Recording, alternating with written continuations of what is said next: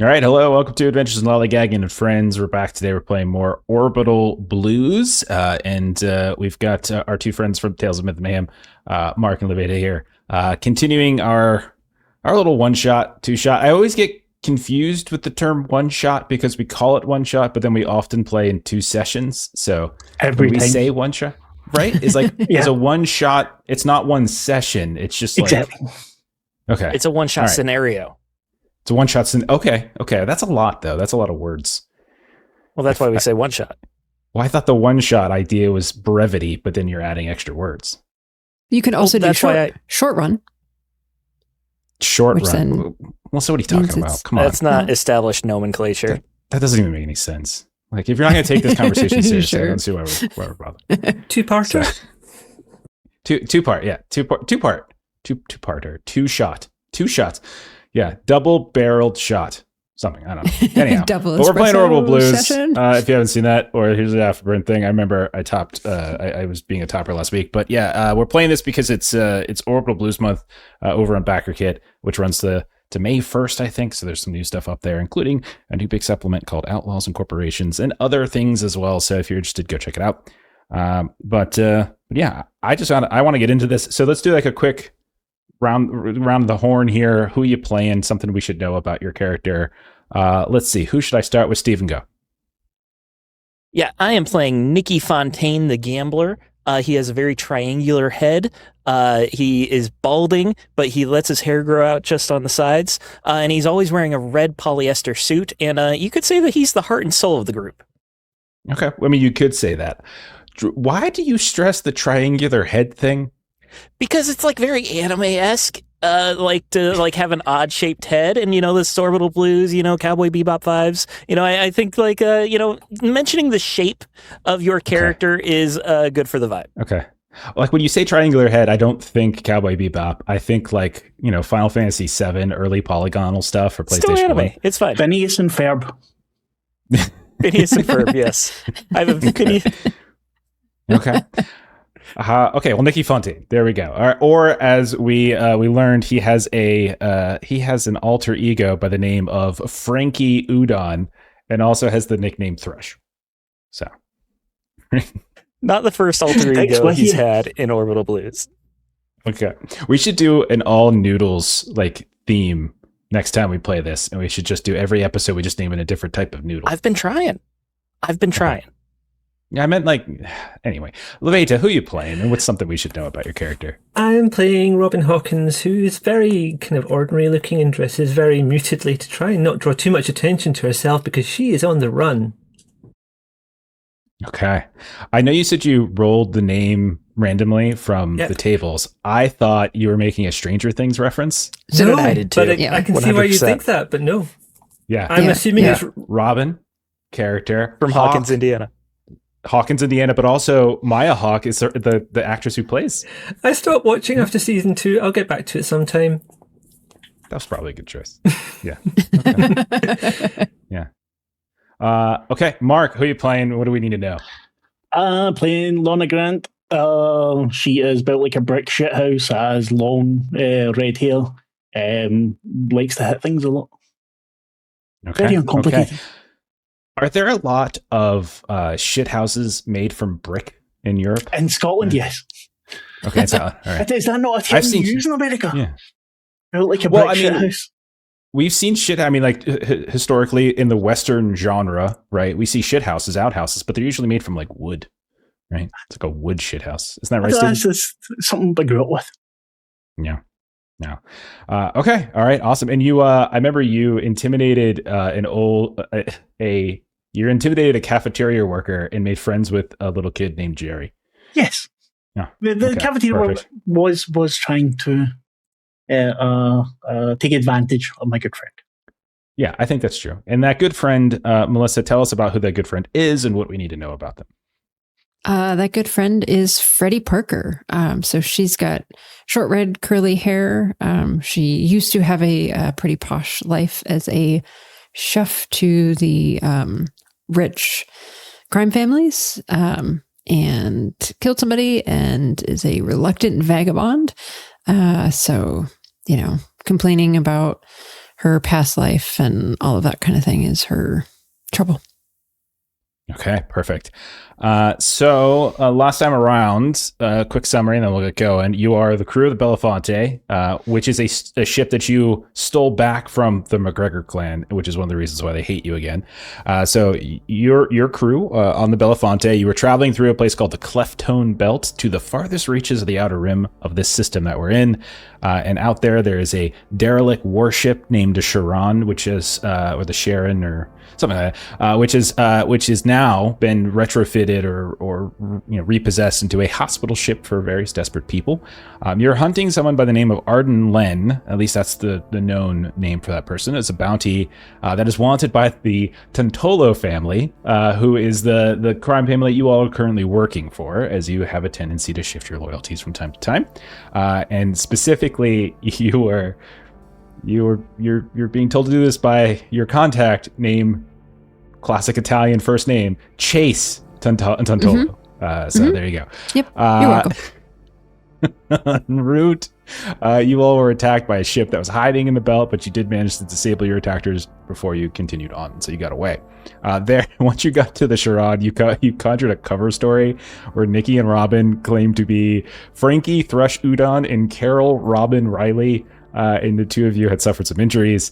You were taken to the medical bay by a nurse by the name of Maggie Scaver, and then you were examined, or at least in the process of being examined, by kind of an odd woman by the name Dr. Alice Boole. There's all sorts of malfunctioning medical equipment. Robin, you were being taken into an X-ray with Dr. Boole, so you spent more time with her. Nikki, while that was happening, you slipped away into like this attached office. You started going through some records. You discovered that there was only one ship that had arrived at the Sharon that actually matched the known timeline that your criminal contact had said they found out when Arden Len arrived, and that was a ship known as the Red Venture, which was registered to Chen Osseth.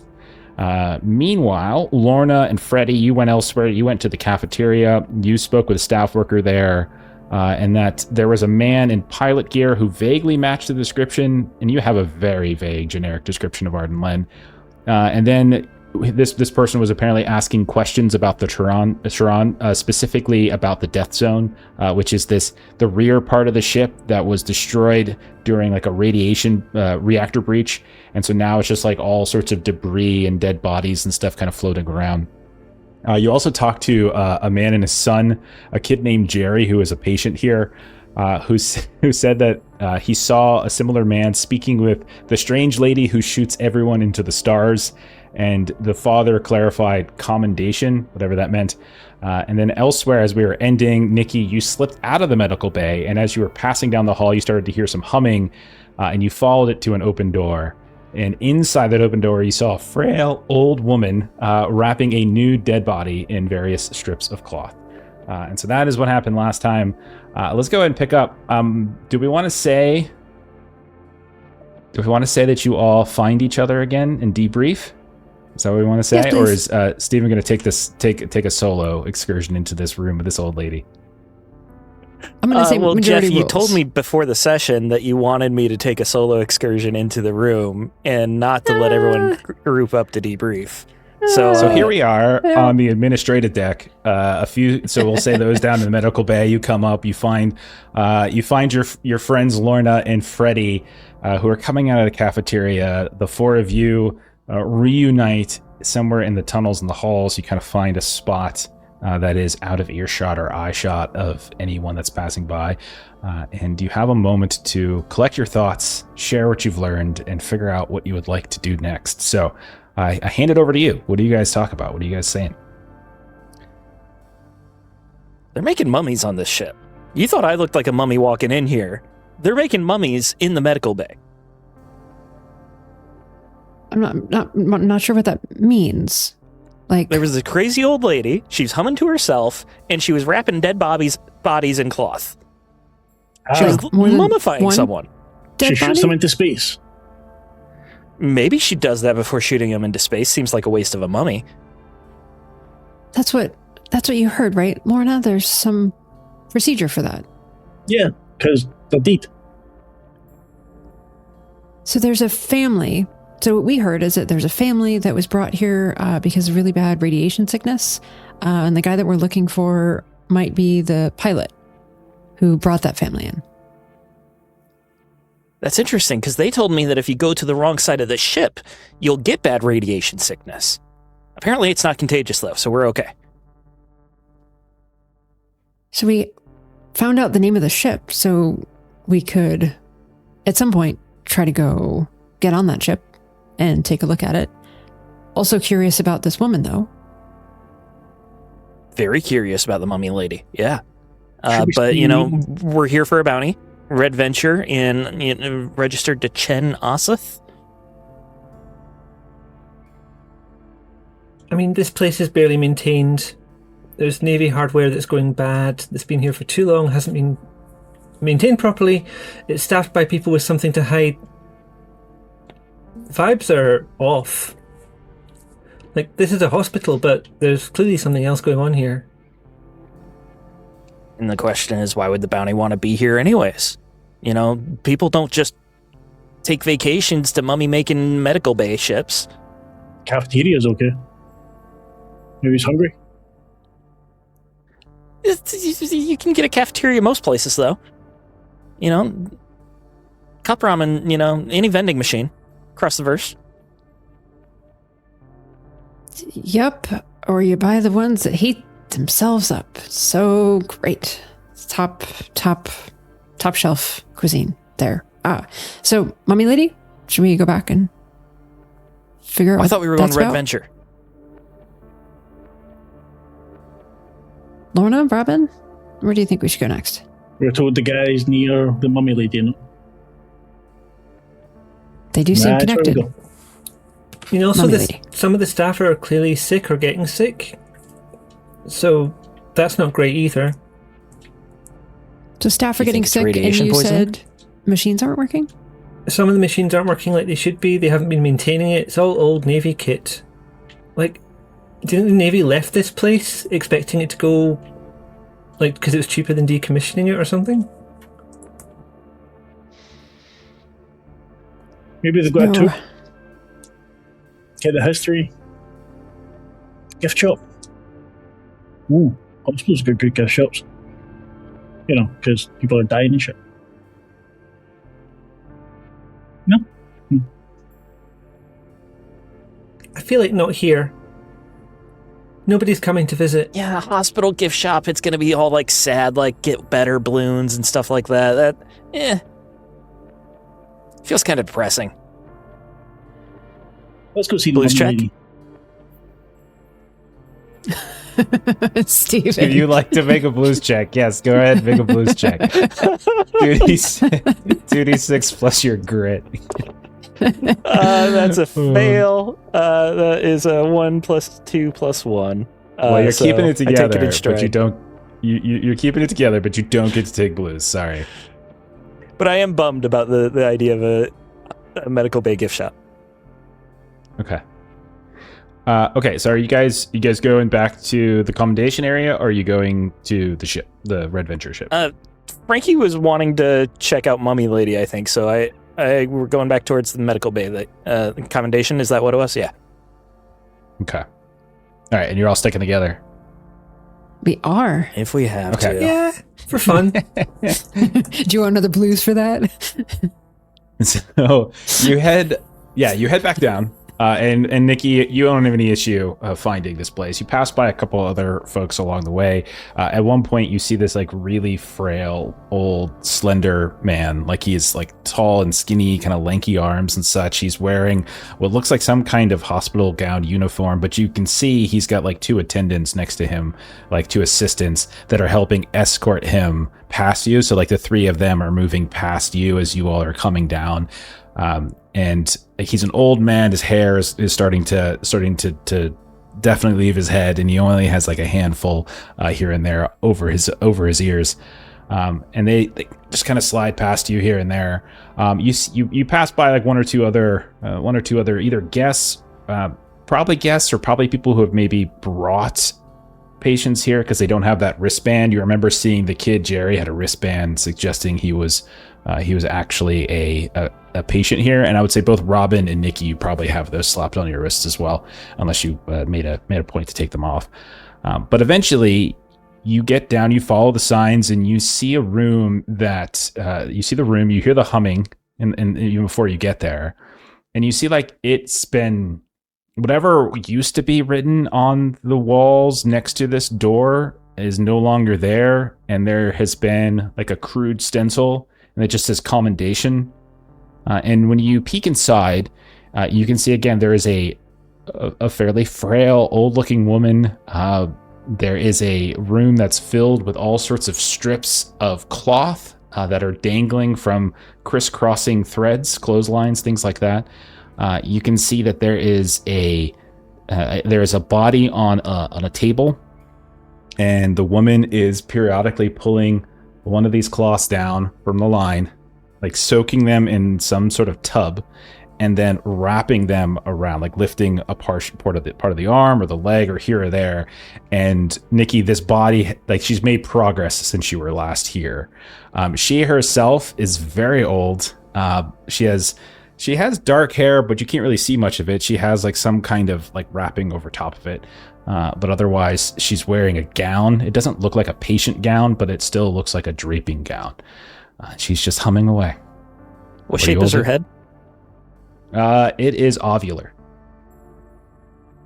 That tracks. I would have guessed that. Okay. So Frankie like peers around the door and turns back. You see, I'm telling you, they're making mummies.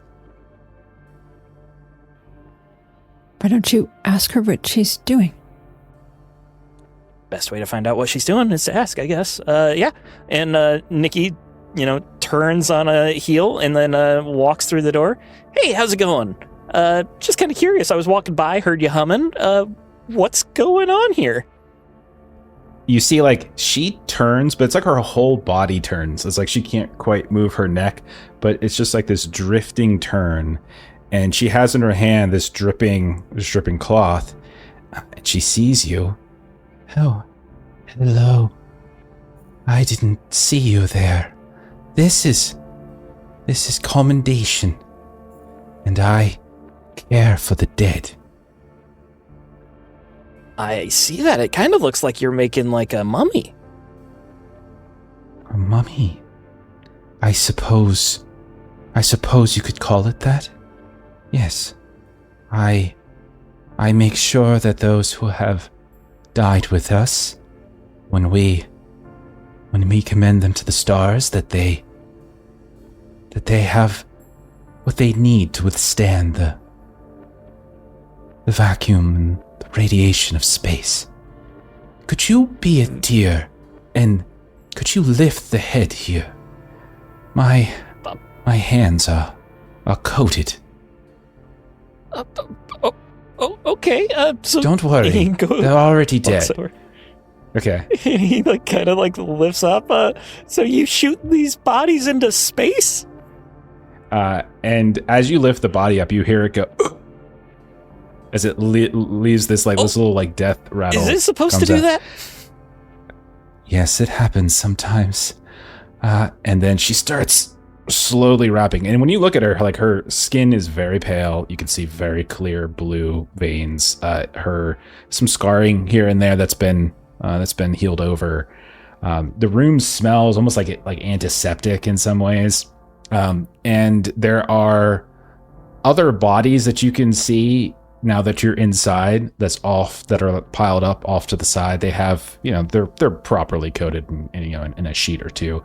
And then you do notice that there is a small doorway that leads to some kind of airlock. You can see a marking, the universal symbol for airlock through there. Definitely this looks like a room that has been repurposed. This probably was not the original intent of this room. But she says to you, it sometimes happens. It is the last bit of the soul leaving the body. No, it's no. It's gas. Oh. Well, that is another theory. Yes. No, I remember there was this guy only meant to tear his arm off, and he died. And then I was thinking he'd be okay, so I picked him up and he made that noise, and I was really excited because the bounty alive was much better than dead, but no, he was dead. The doctor told me it was just gas. So yeah, it's gas. It's not the soul. Oh, that doesn't have as poetic a meaning to it, though. But beans, musical fruit, that sort of thing. You're sure these guys are dead, right? And I like wave my hand over the eyes. And yeah, they're dead. Slide my blade into his neck. Yep, dead. Oh, please, don't damage them. They've already been through so much. Yes, but they suffered so much in life. We shouldn't have them suffer in death as well. Yeah, how are these all people who like came in for trauma and died, or Yes. What? Why do you have to prepare them if you're gonna ship them off into space? Like, it feels like, if they're dead, you could just wrap a cloth around them and let them go. Why do you prepare a body before putting it into a coffin and burying it in the earth? Why do you prepare a body before you put it into a coffin and shove it into an incinerator? It's the ritual of it. Oh, we take no money for this. This is the poetic side. You were talking about poetry. You seem like a romantic, aren't you? You could call it that, yes. I didn't catch your name. I'm Miss Quell. Miss Quell. It's a pleasure to meet you. I'm Udi Franken. Hello, Mr. Franklin. Oh, you were Thrush. Thrush is... Only to me. Oh, goodness. And she like startles and has another voice suddenly as you slowly come in. So what did this one like the Hobbit all over again. Yeah. The you could see one of her claws falls down right on the face of this body. Was this one that died from? Oh. Unfortunately, it was a cancerous sickness that was just too aggressive, and they arrived much too late. It wasn't contagious, was it? Another voice.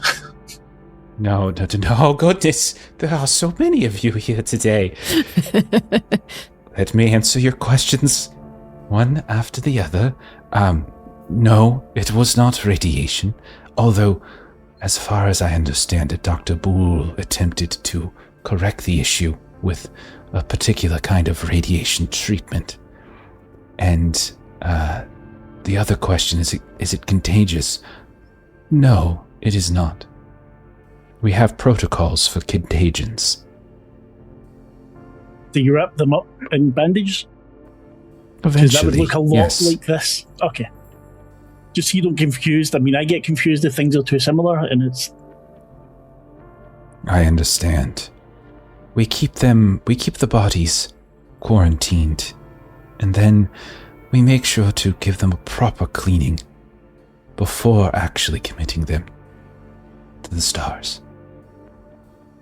And the nearest star is quite far away, and take them all out to get there. Wouldn't you be better off getting a ship to take them over? Oh, no. They stay with us, but are in space now.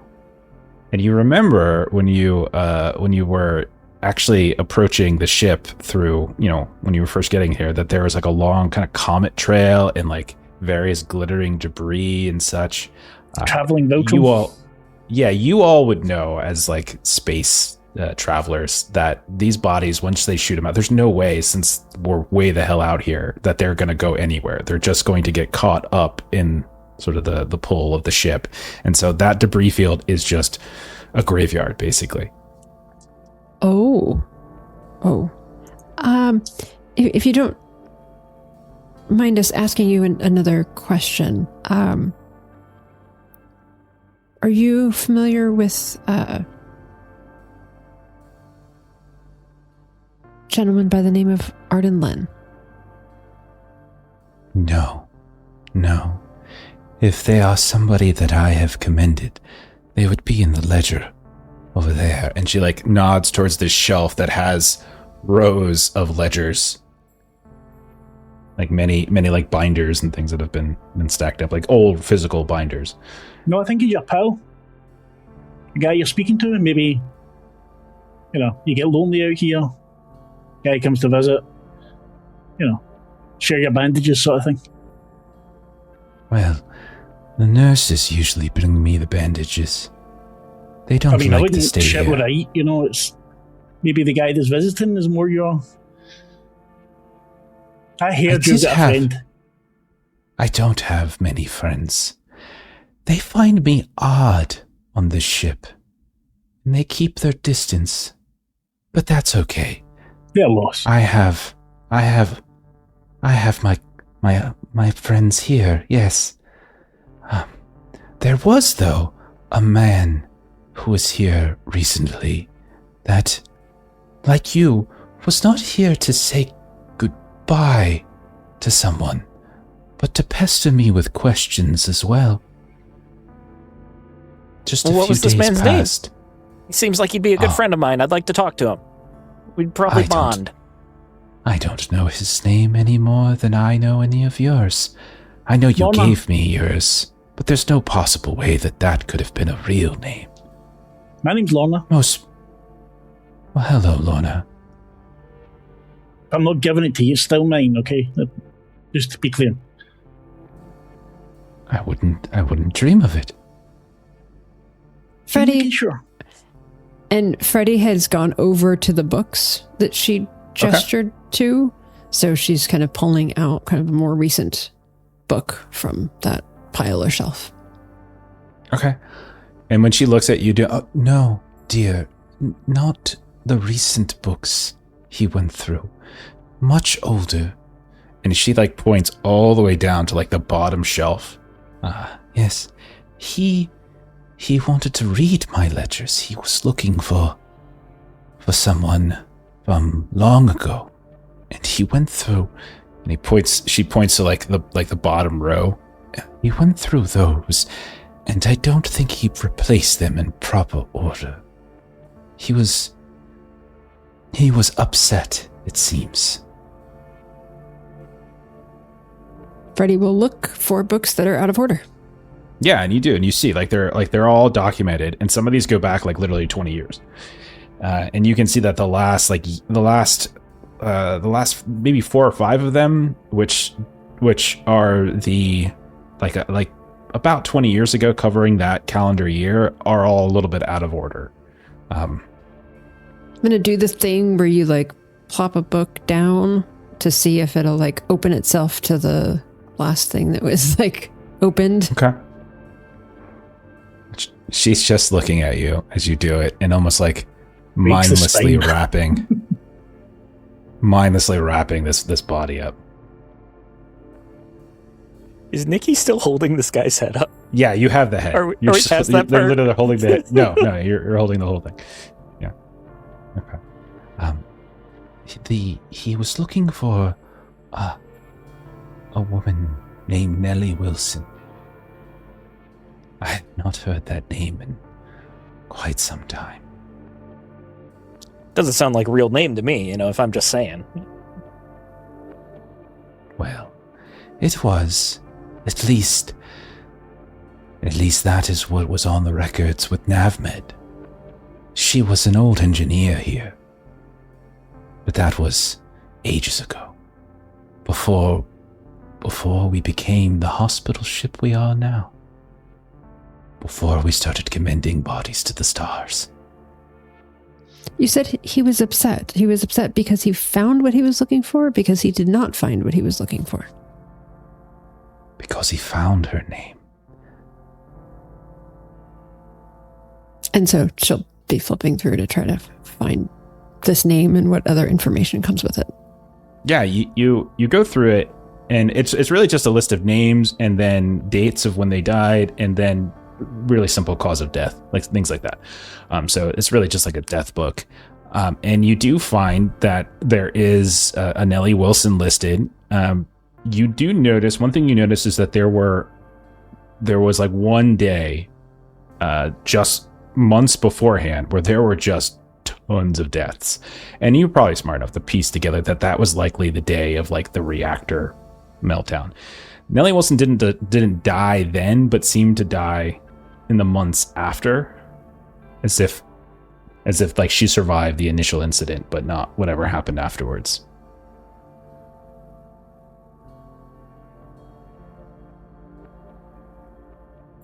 could you turn his head ever so slightly? Yeah, and just like... And you hear no, not so... Oh, goodness. Oh, sorry, did you want it the other way? Oh, God. And you just hear crack. It's my first time. I don't know what I'm doing. Okay. Roll blues check as you play around with this body. Yes. There we go. Yes. Hey, that's a 10 plus 1, 11. That is a pass. Go ahead. Okay, go ahead and give yourself 1 blues. As this is getting a little anxious, and you're hearing the cracks of this poor man's neck. Okay. What else do you guys want to do here? Did you notice anything about him that looked kind of peculiar? Something you'll remember sticks out? Because then show the drawing we have. Because I don't think this is very... You're right up in her face as she squints. She looks at it, and she still squints. You could tell she's a very old woman. Like, you could see she's got like cataracts and stuff. And she takes a look, and she's, I suppose that is a likeness. I thought that he strangely looked a little like Dr. Boole.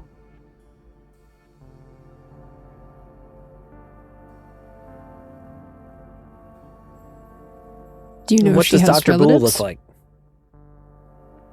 Well, Dr. Boole looks like Dr. Boole. And you met Dr. Boole, Nikki, and so did Robin.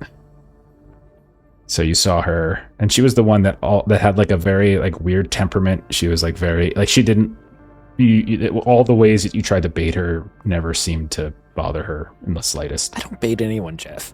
You kind of do because you like to fish. We went over this because you live on a boat. But no, she does say his hair was different, but the face. I've worked with Dr. Boole for quite a long time, and so I know her face quite well. I thought it was her initially. I thought she was playing some sort of joke on me, but that wouldn't be Dr. Boole. I don't know that she has a sense of humor. I've never heard her laugh, I don't think. Or even smile. So Dr. Boole and this man were around at the same time? Well, the man, I only spoke with him the once, so I can't speak to that. But I remember Dr. Boole and Nellie, they were very close. Years ago.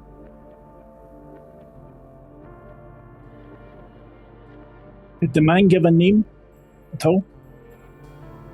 No, and I didn't ask for one. I'm sorry. That's I don't right. You couldn't normally. have kept it anyway. Yes, I have so many to commend. And she just like looks longingly at the bodies that are on the other side of the room. So many bodies to commend to the stars. Is there anything else I can do to help hold you? on. Nikki, look. And I start prodding the other bodies to see which ones make noises. And like every third one you just hear, ma'am, please, treat them with some respect. Are you sure these are all dead? Knives, the blades kind of slide out. I'll check. Oh, goodness. No.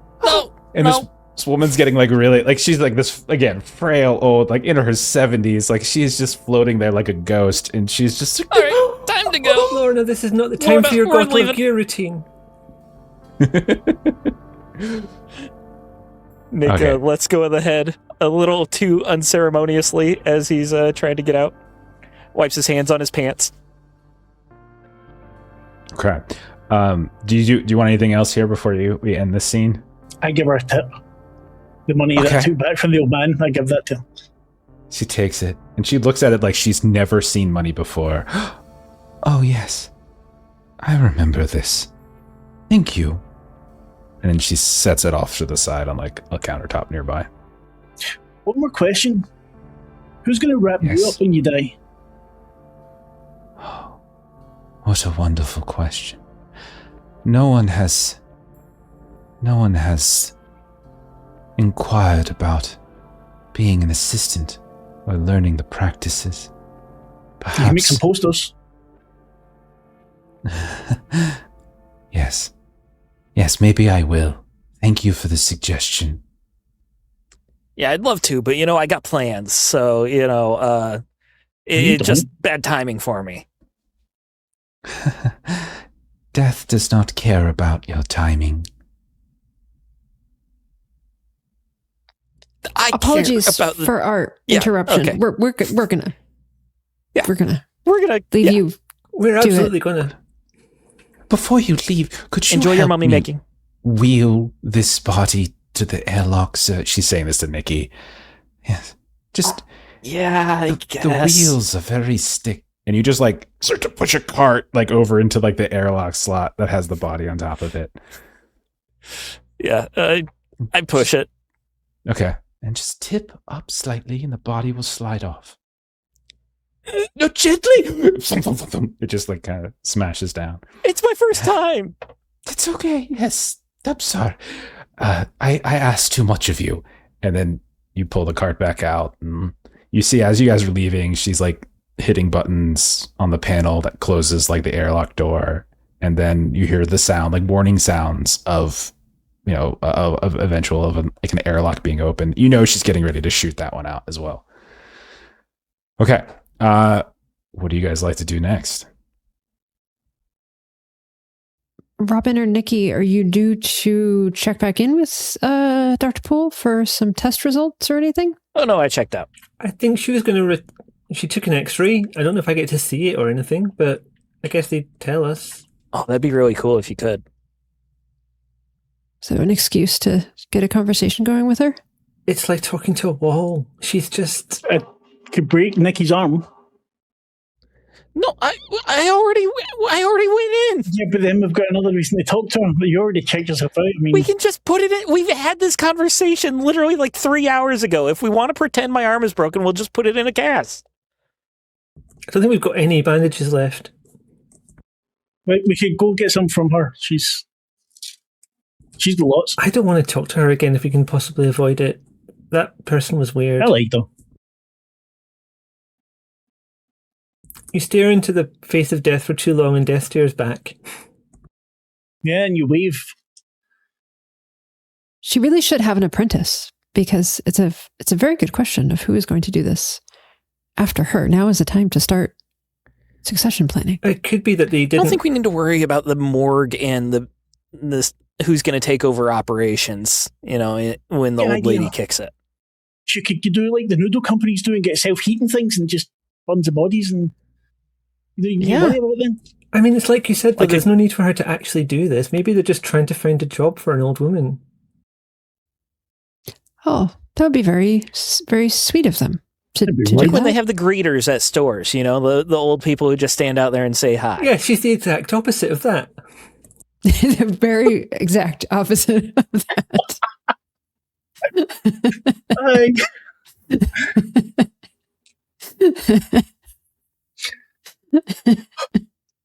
So it's like the baggers. So she's a greeter and a bagger. That's brilliant. You don't get that in Scotland, so. Are we going to check out the Red Venture? I'd like to check out the Red That Venture. sounds like an excellent idea to me. Give them Okay, time. so you want to go to the ship? Yeah, the ship registered to Chen Asa. Okay. So we're not going to talk to the doctor. We're going to okay. Can I see if All right. Maggie's around on the way there? Then I can ask her how long the X-ray might take, whether I need to see it or not. Sure. If you want to, because you're right in the area where the med bay is. You're not that far, so you're kind of on the same level. So if you want to head back over, and you'll flag down Nurse Maggie. She'll come to the door, and she'll say, "Can I help you with something?" Hi, sorry.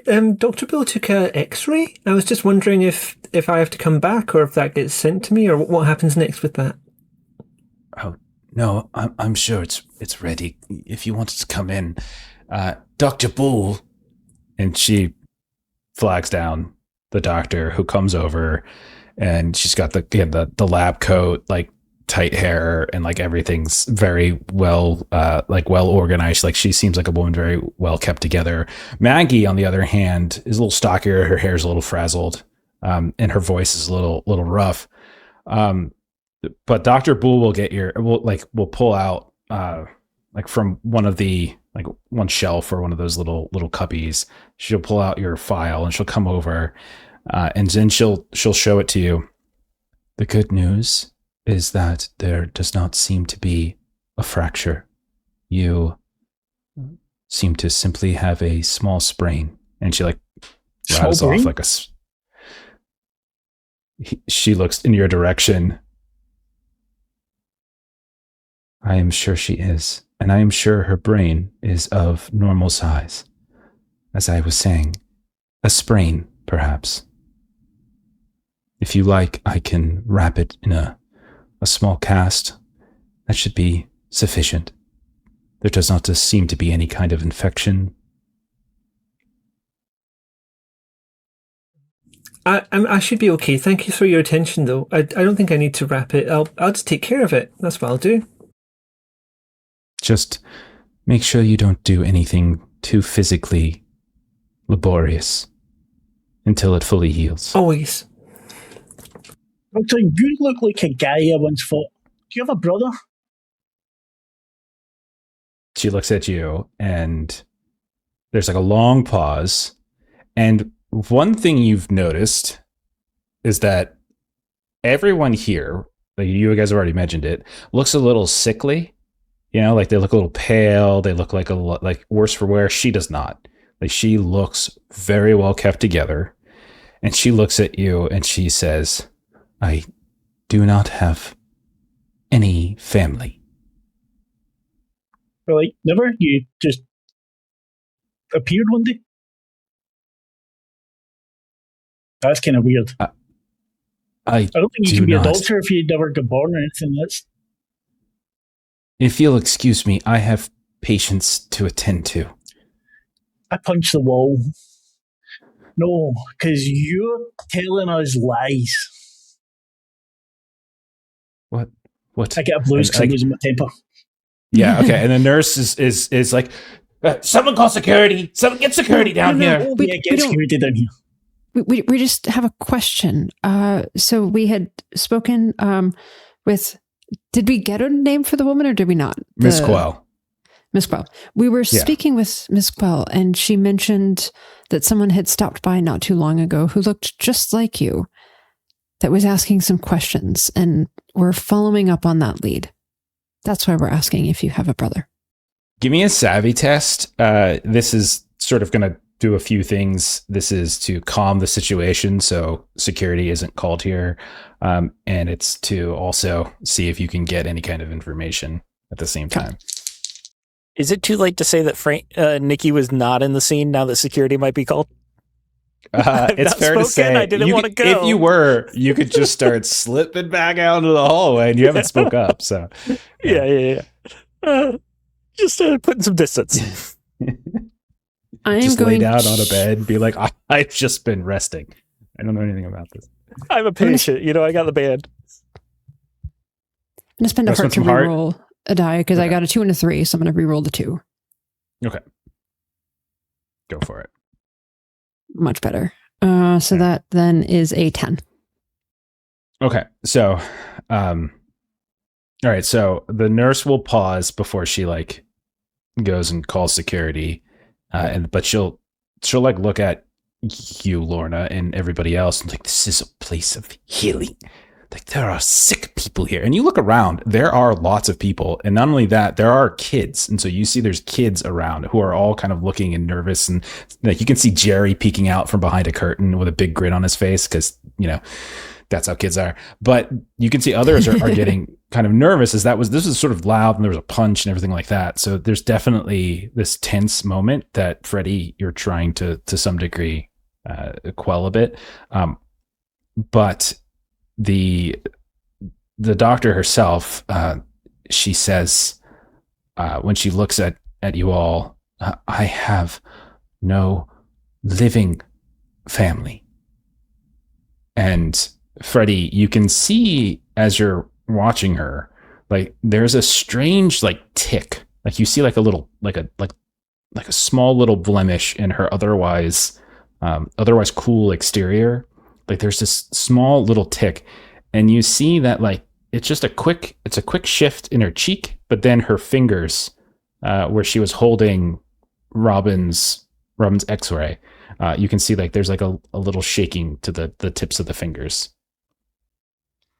So, can you help us understand how there is someone who looks just like you who is having a conversation with Mrs. Quell? Who might that have been? She looks at you. I don't know who Mrs. Quell was speaking with. She was not speaking with me. If you would be so kind as to leave the medical bay now. Say she was speaking to you. I have patients to attend to. Please. Doctor, I think I hurt my fist. You should put it on ice. You got any ice? And then she's, nurse, can you take care of this? And you can tell like she seems a little frazzled, and like her otherwise cool exterior has definitely been rattled as she starts to back away. And even the nurse is kind of a little confused by all of this, and just puts a hand on you, Lorna, and is like, come on, I'll take care of it. Let's take a look at this. I wink at her and say, no, it's all right. So the nurse looks at you really carefully, Lorna, at this point, and says, you are on a hospital ship. I know. If you do not remedy your behavior, you will be off this hospital ship. You have no authority here. You are just being rude and abrasive to hospital workers. That's was lying. You're not meant to lie. If she is, it's her prerogative. She's got no reason to tell you the truth about anything. You are some random person out of the medical bay this instant. You can see she's like getting really angry. Like, remember, you guys are not. Yeah. You guys are just bounty hunters. Like you're just okay. So like you're in a hospital abusing a nurse and a doctor. Right no. I wasn't abusing the nurse. I was abusing the doctor. Get out right now before I call security. And you can see she's like, her face is getting all red. So Robin's going back with the doctor, and then we'll exit this area. Okay. And as you look over your shoulder, you can see the doctor is like, her hand's like definitely still twitching. Like her face is turned, but you can see her hand is twitching and twitching and twitching. And she, as she like reaches up to like a curtain and is trying to like pull the curtain a bit. All right. So who is doing what? Who is staying? Who is going? I feel like I have to stay already like in the hall, like ready to. Nikki's out in the hall already. Okay. All right. So you guys are kind of getting ushered out by the nurse, who has just like lost her shit at this point. And like you all, so like you're kind of shoved out into the hallway unceremoniously, where you can see Nikki is just like leaning against the wall, maybe smoking a cigarette or something, or eating some noodles or whatever. Okay. So you guys are out in the hall. What do you want to do next? I feel like we might need to work on our strategy a little bit here. Yeah, Robin, how'd not talking to Dr. Bull go? I don't feel like I had the opportunity, really. Like once the X-rays arrived, it was open season on Dr. Bull. Oh, was it? Someone get a little angry for no reason then. Imagine. So I don't know what to make of that. Exactly. She is not okay. Doesn't have any... Like the impression I got earlier was that she was the only doctor holding it together, and now it looks like she's holding it together with just a different kind of glue than everyone else. Why is everyone else sick? Why is she not sick? That's a very good question, and I'm glad you've asked it. She's a liar. She could be sick in a different way. Choice of words that she doesn't have living relatives, but there's someone who looks just like her. Maybe he's not alive. Maybe she killed them. Some kind of reanimated corpse or something? Maybe she killed them. Like after that? So they're not living now, but they were living then? Yes. Do we... Well, ran into a bit of a what dead did end the book say about that woman? Nellie Wilson. Just that she didn't die at the time of the reactor incident. She died in the months after the reactor incident. More radiation. Possibly, but what was that other thing you guys mentioned? Xenosilicon something. Xenosilicosis. That's the gray one. Skin. I thought it was to do with breathing in Apparently fibers. it's not contagious. Okay, don't breathe in grey skin, I guess.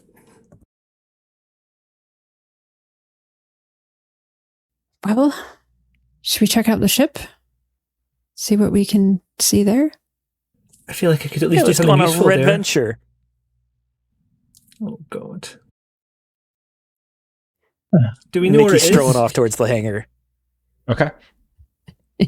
In his red You know polyester when you arrived that they're up by the administration deck, which is like essentially the front of the ship, there are a handful of ports that you can dock into. Remember, you're on like a massive ruins of a ship, and your small ship was able to dock on one, and there were others. There were 6 others that were parked. So more than likely, it's one of those. I mean, if there's a big red one, that feels like it'd be kind of on the nose, but it would make it a lot easier to find it. Or we check the logs, I guess.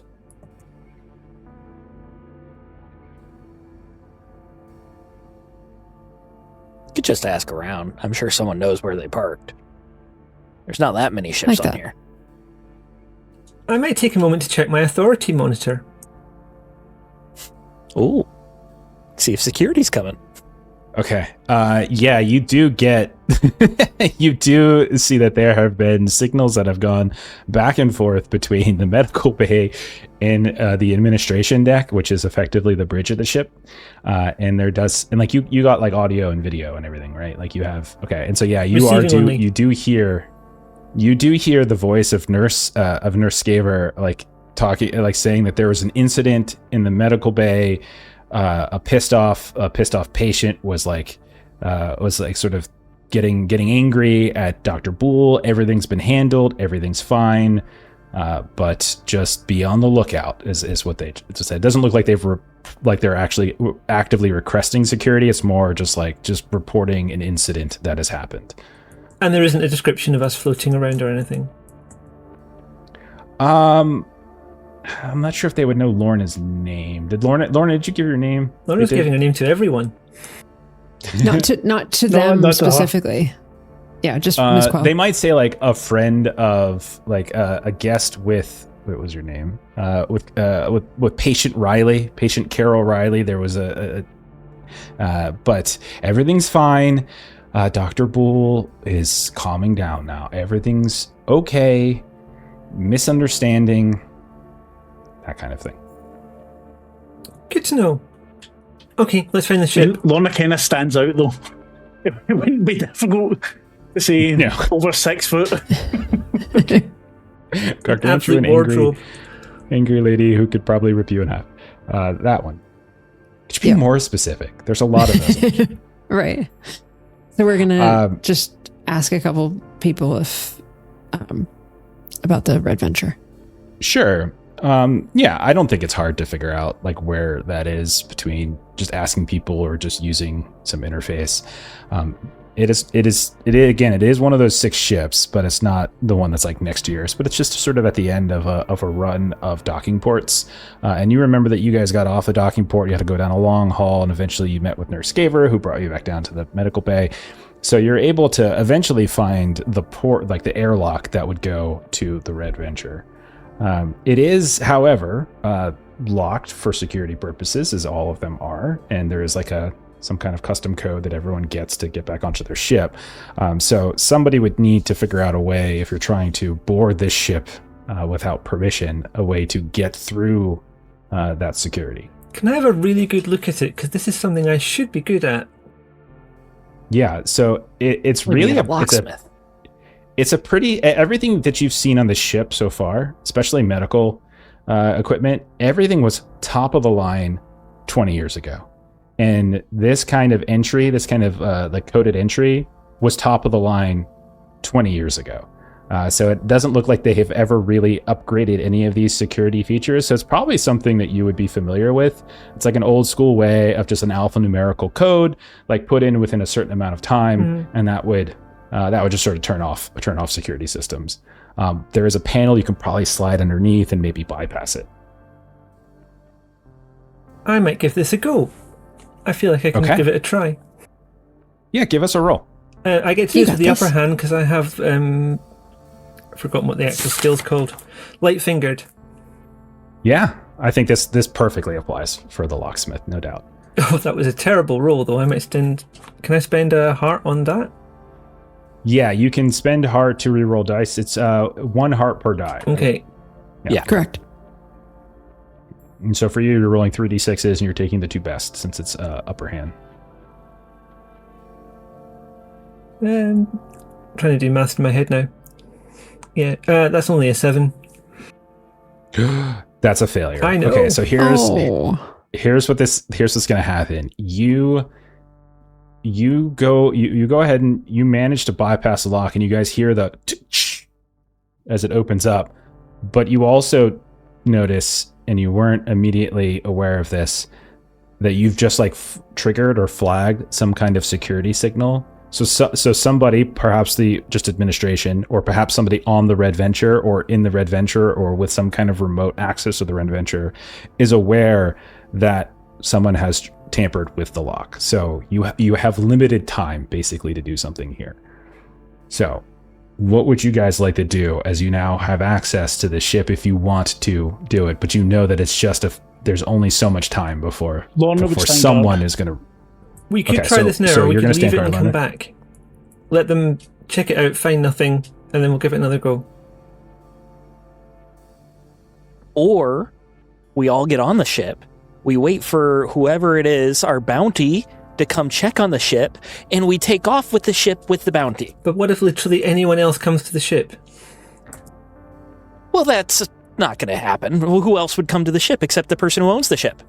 Let's get inside and see what we can find. I think if nothing else, they'll park someone like Lorna here, and then we won't be able to get back in again. I mean, yeah, Lorna will delay them, certainly. Or Lorna, you just get on the inside in the airlock and just like have a pan ready to hit them on the head when they come in. I'm sure we can find you a pan from somewhere. Freddie, you have any pans? Not on me. But like Lorna's got 2 pans. Thanks for giving me a free blues. No problem. Right, and there's a left. Okay, so 3 of you are hurrying on, and then Lorna, you're waiting out. Okay, so Robin, Nikki, and Freddie, you get one thing that you want to do before something else happens. So what is the one thing that the 3 of you want to do? You can do it separately, you can do it together, whatever it is you want. But it's a pretty standard transport shuttle. Like, this is definitely like a passenger transport shuttle. There's really nothing too out of the ordinary. It looks like this has been stocked enough for a small group of people. You can see that as you're moving through, there's a handful of very, very tight, but not uncomfortable, like not extraordinarily uncomfortable spots where people could sleep bunk beds with straps and things like that. And then there is obviously your usual small cargo, and then the engine room to the rear of the ship, and then towards the front there's a small cockpit with enough room for 2. So that's what you have. What would the 3 of you like to do? Freddie wants to go towards the berth and see if there's anything that kind of got left behind. So she's got a gambit of it's all in the details, so she gets upper hand on observation. Okay, so go ahead and roll an observation test with upper hand. Nikki, what do you want to do?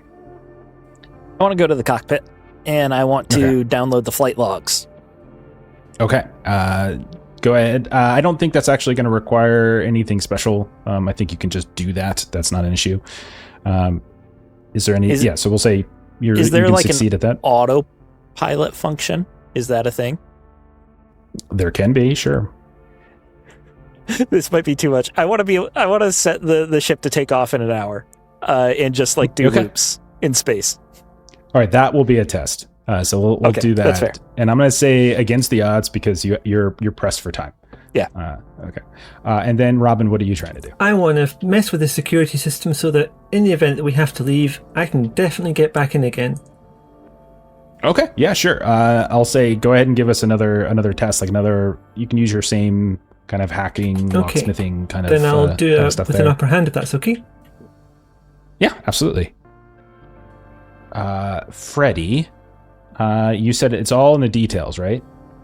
Correct. Okay, so what's your observation test? And I think observation is just a straight roll, right? It is just a straight 2d6, but since you get upper hand, you get 3d6 and you take the top two. Yeah, I'm going to spend a heart to re-roll the 2. That's much better. It's an 11.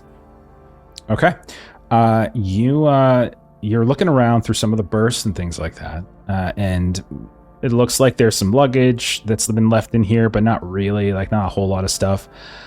But you do notice that there is what looks like an unused berth, like no one's been in here. There is a locker, like think of like old school, like high school lockers, that looks a little bit, you notice is a little bit scuffed.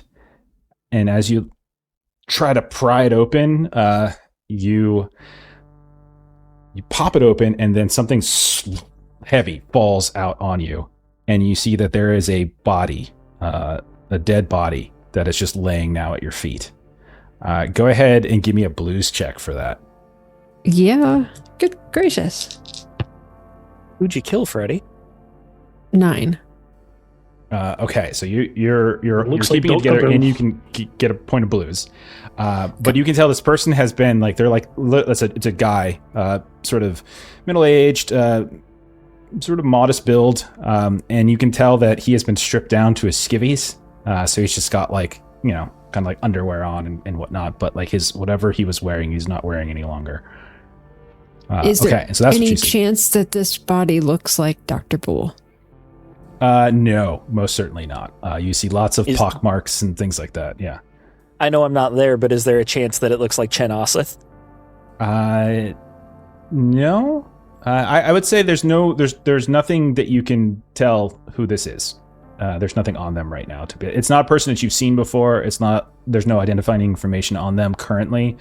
Doesn't mean you can't find out that information, but like right in this moment, there's nothing. I don't think that you could tie that together. Okay, so we'll come back to you in a sec. Nikki, you managed to succeed or fail on your autopilot thing. What'd you do? Yeah, so I rolled against the odds and failed, but I spent a heart point to reroll my worst die, which turned it into just barely a success at 9. Okay, so you have programmed the autopilot, like the emergency autopilot procedures, to disembark from its docking bay automatedly, yes, and try to fly away. Okay, in an hour. Well, just like to do loops like nearby, essentially. So like it's not very far away, but it's not connected and it's hard to get to. And then in terms of the flight plan, pretty straightforward. There's nothing here that you look at that is alarming. This ship is out of New Orlando. Yeah, and it looks like a straight shot from that port to here. And you would know that place. It's not like a random. Yeah, I've been to New Disney World plenty of times. Well, there is a new Disney, but it's not very good. Yeah, New Universal is better in the future. No, Universal. There's no Universal. There's no Universal. There's an old Epcot. There only is Disney V1. They bought everything. There can be only one. And so it's essentially like Highlander, where every Disney has to kill a different Disney, and it gets better and better. Okay. All right. So, and then Robin, how'd you do on your roll? I got a 9. I got a 6, a 3, and a 1. So I was very glad of that upper hand. Okay, so you found effectively a back way in. You've jury-rigged the security so that at any point later on, you can get access to this ship. Not an issue. Then let's go back out into the hall. Lorna, you see, they've been in there for a few minutes, and you see kind of limping in your direction a man who is doesn't look very healthy. And you can see he's got one of those, I can't remember what it's called, but it's one of those like wheeling things with an IV bag hanging from it. And you see him just kind of pushing, and he's got an oxygen tube in his nose. His graying skin, he looks very sickly, and he's coming up. like he's hurrying, like he's been in a rush, but he's struggling to breathe. And he looks at, are you like right out in front of the airlock, Lorna? Leaning against it. Okay. What's happening here? This is... Someone tried to break into your ship, mate. I told him to fuck off. Someone tried to break in? Yeah. Taller guy about my height. Oh. Well, thank you for running him off.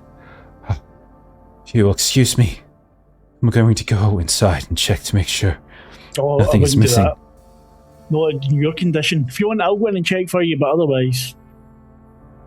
no, mate. I can take you back to your bed if you want. Do you work for the Sharon? Are you staff? Volunteering. Give me a savvy test to see if you can get this lie off. Yes. You can do it. You can do it. Yeah. Oh, I fucking can. 2 5s. 10. Oh. There we go. I think that's a good idea. Thank you. Yeah, I pick him up I with appreciate the IV. Okay. Oh, goodness. And you start leading him back? Absolutely. For sure. Okay. So the rest of you, that was a great roll. That's so clutch, Lorna. Oh my God. Okay. So Robin, Nikki, Freddie, you're on the ship. Doesn't seem like anyone's here at the moment. And doesn't seem like anyone's beaten down the doors. What do the three of you want to do? What do you want to do? Freddie's going to let out a yell. I think that's an appropriate response to a dead body falling out of a locker. Okay, yeah. Nikki, Robin, you hear her yelling for sure. Yeah. Oh my God. rush to the Oh my yell. God. Get him off me. Get him off me. Okay. I've touched enough dead bodies. I don't really want to touch like a second one. him It seems I'll like a bad try and body. help Me because now. the last thing we want to do is have a sensitive chef that's angry.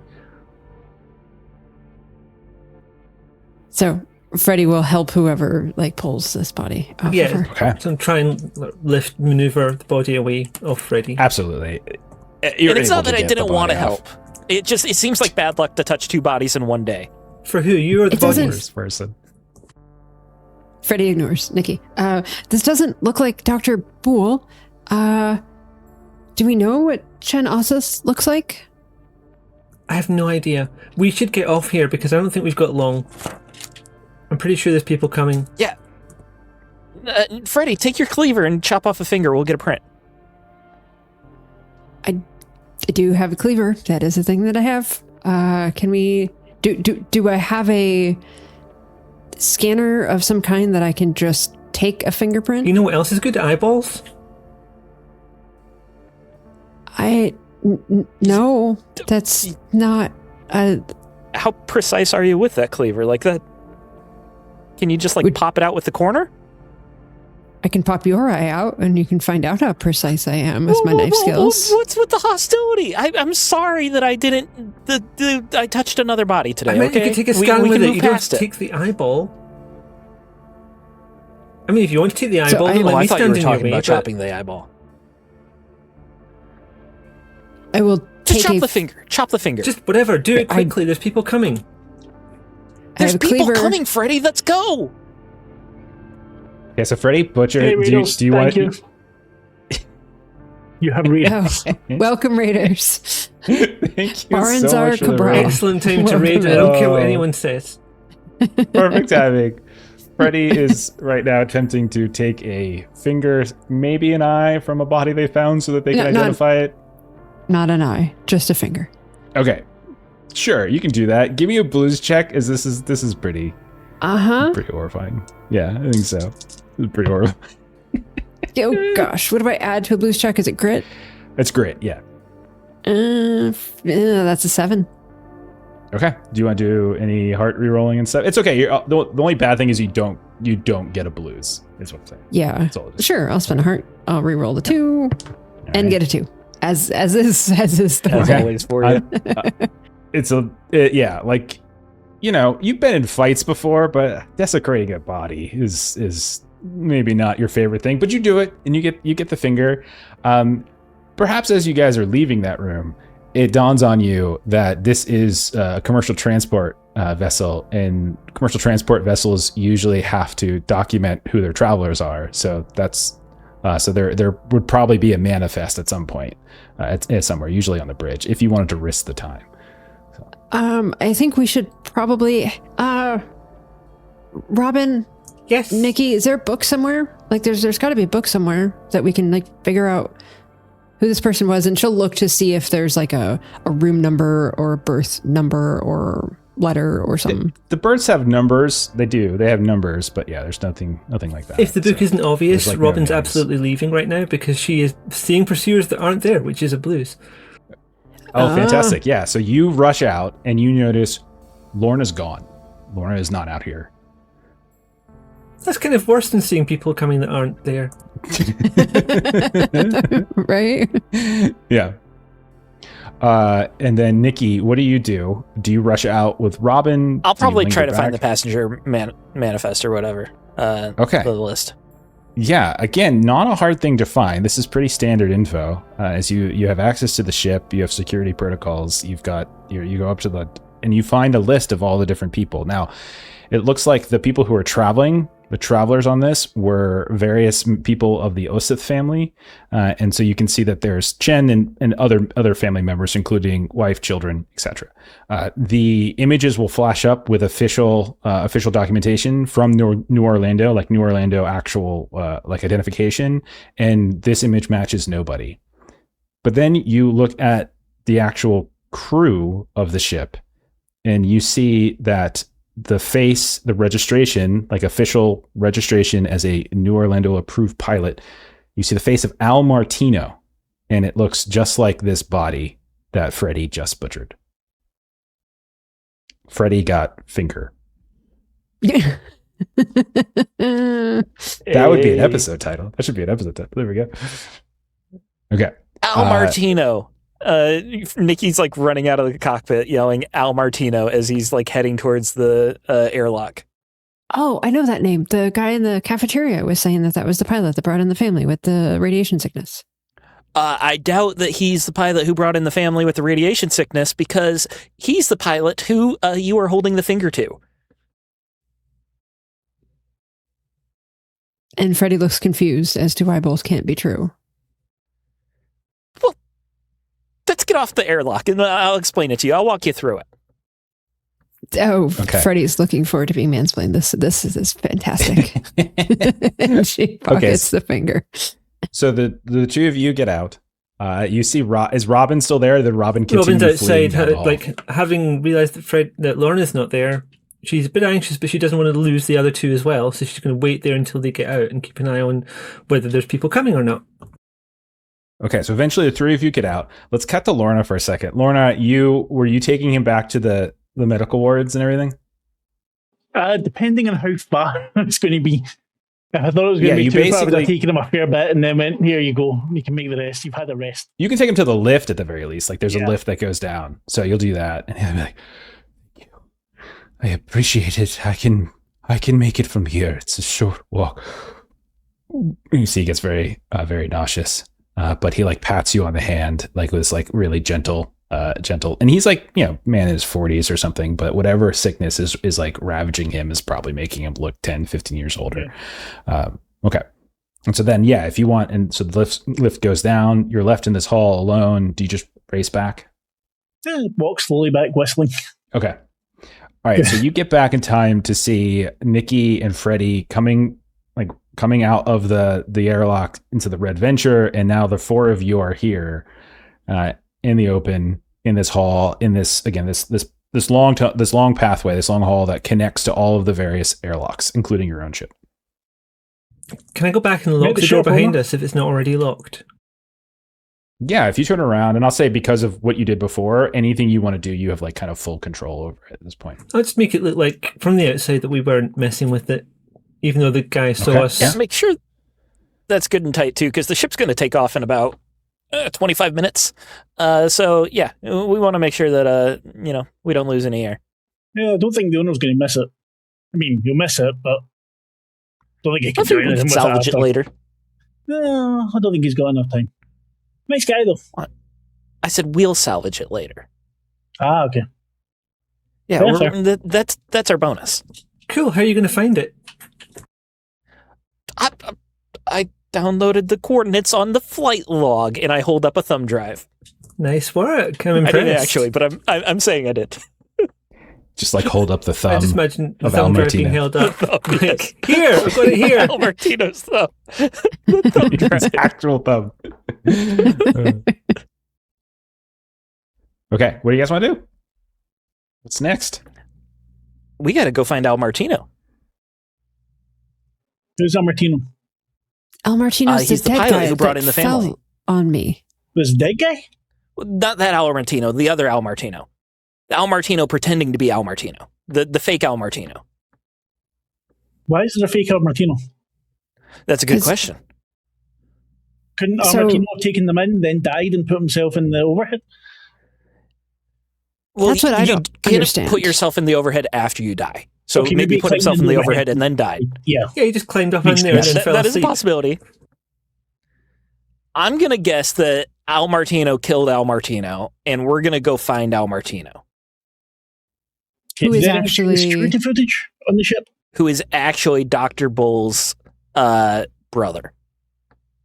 So we need to just try to find Al Martino. So whoever is presenting himself to be Al Martino, like someone has been here as if he's that person, right? This is what you think, Nikki? Someone has Yeah, it's taken getting a over little his confusing with identity. Al Martino and Al Martino. Maybe if we like just give them different names. You know, like Al Martino's the dead guy. You've got Al Martino's thumb. Okay, so the one who's And what if we do. just name the other guy like Dan Martino? the one who's really We'll Al just name him Martino is Dan Al Martino. Martino, and the one who's fake Al Martino So is we're just Al looking for Martino. Dan Martino. There's the dead one and the fake one. Did Yes, anyone the fake check one is the now Dan. security footage? It's a passenger ship. Oh, There wasn't really like time. security footage from the ship? Yes. Yeah, we didn't do that. Unless it's on authority Well- channels, then I might be able to get it from here. Oh, the ship just took off too. So I'm thinking. You guys said Al Martino 1,000 times. You've been out here for an hour, and all of a sudden you just hear, bzz, and there goes the ship. Shit. No, that's been an hour. You could get back on if you really wanted. I mean, I could try and get Oh. something if it's broadcasting now. I might be able to get into it through the back I don't know door. if it broadcast, but Well, I mean, it's a good idea if it was recording. if there's no one coming now, I can go back. Yeah. Let's do that. Let's see if we can see this crime happen, because then we'll have a description of the fake one. Dan. where can we find Dan? He's on the medical ship. He brought the family on board. So either we He's look the at the one who was footage talking to to Miss Quell. He looks That's what we just think. like Dr. Boole. So are we wandering the halls until we find someone who looks like that? Or like, what are we doing next? Lorna, you were getting security called on you. How about you get security called on you again, and then you check the security footage of the medical ship? Just big grin. Sounds like a plan. How do people get up here to the airlocks? Is there any way to stop them from getting up here to the airlocks? Good The sound main walk way right is, up. is the lift. The main way is that lift, but there's probably like alternative like maintenance shafts and stuff and everything like that. But mainly it's the lift. So Robin, you want to disable the lift so we have more time? I'm just wondering about like using our options. I'm getting real familiar with this door. Let's try and get back in again. Okay. So Robin wants to get back in the door so that we can Check the try to security look for footage. You have video. set it up. Yeah, you have set it up that you can go inside, and you're trying to go through security footage and looking for signs of how the body Al Martino in the locker, how he died, what happened. Additionally, I'd like to Okay. set myself some kind of alarm so that I can get off the ship before it automatically takes off. Okay, fair enough. No, wait a minute, hold Fair on. enough. Al Martino must have died long before because the family didn't say anything about him. So if the Dan brought them on, then Dan must have been the pilot for a longer time, Yes, exactly. right? That's what Nikki's been saying. This is So what he's just- been we need mansplaining to check Freddy for this whole what time. happened to Al? We just need to check who the fuck was walking about as the pilot. Right. So when Robin pulls the security camera, we can see who was walking around pretending to be. But that's a lot easier than searching for what happened to Al. If Al is there at the Fair end, point. then okay, we're fucked. But That'll go quicker. Makes sense. Oh, okay. So Robin, if you go back in, and again, because of what you've already done, it's all easier to access various systems. You've kind of found a sort of a continuous backdoor and eases everything up. And if you just look at footage, you start tracking it back to when the ship first got here and everyone disembarked. And you do notice that once the family disembarked, and there were quite a few, you do see there is a pilot that gets off as well, that kind of goes up to the airlock and walks out. And at one point, you catch a look at the face, but they're wearing like a pilot hat, basically like a trucker's hat, essentially. And they've got like a pilot jacket, and they've got darker, kind of darkish hair underneath the hat, a bit here and there. But at one point, you see this grainy footage. It's not super clean. It's Orbital Blues, so everything's kind of like a little grainy and retro. But you can kind of see why someone would say that they look like Boole. Now, Boole, like, she's got, her face is much cleaner, like, and you can see her hair is done framing it and everything like that.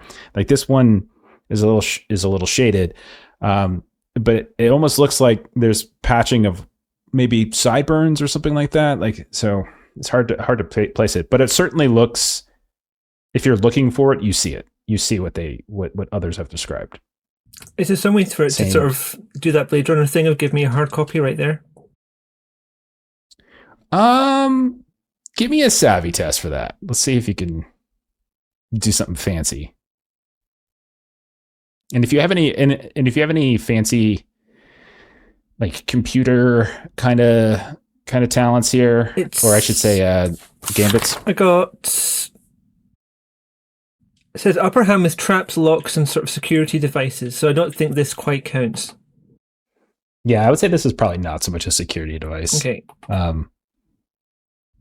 Well, actually, no, because you would have to get into like the system for the Chiron to actually get her face. Mm-hmm. So in some way, you are kind of hacking into personnel files. So yeah, you can go ahead and take it for this thing. Okay, I will do an upper hand and add my savvy. It's just taking a minute.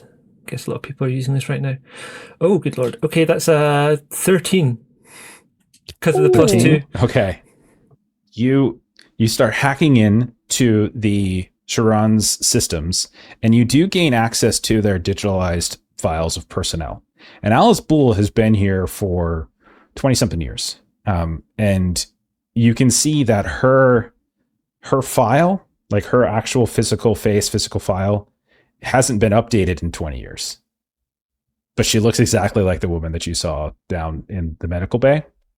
And when you do the side-by-side with the grainy footage of the pilot coming off and you layer them over top of one another, you do see a perfect match to facial structure. You can see nose, cheekbones, everything's... The only thing that's really different is like kind of coloring. Like there's like a slight difference in coloring of skin and some hair here and there, but otherwise everything down to the basics is the same. I smell shenanigans. I'll present that to the others. What are you thinking? Some kind of cloning situation? Could be, or just a disguise situation. You can change color of your skin with makeup. You can stick on sideburns, change your hair with it, especially under a hat. If she hasn't aged in 20 years, though. Well, there's that. She cloned herself. And again and again and again. What, and she's just firing the spare ones out into space? Maybe. I mean, a medical ship would be the place to, like, you got all the tech you need to clone, right? And there's a whole section of the ship that you're not supposed to be on. You want to go in? I say we go to the forbidden section. Death section. Somehow knew that was coming as soon as the doctor told us there was a forbidden section. Death area. What? The death zone. That's where we'll find the clone.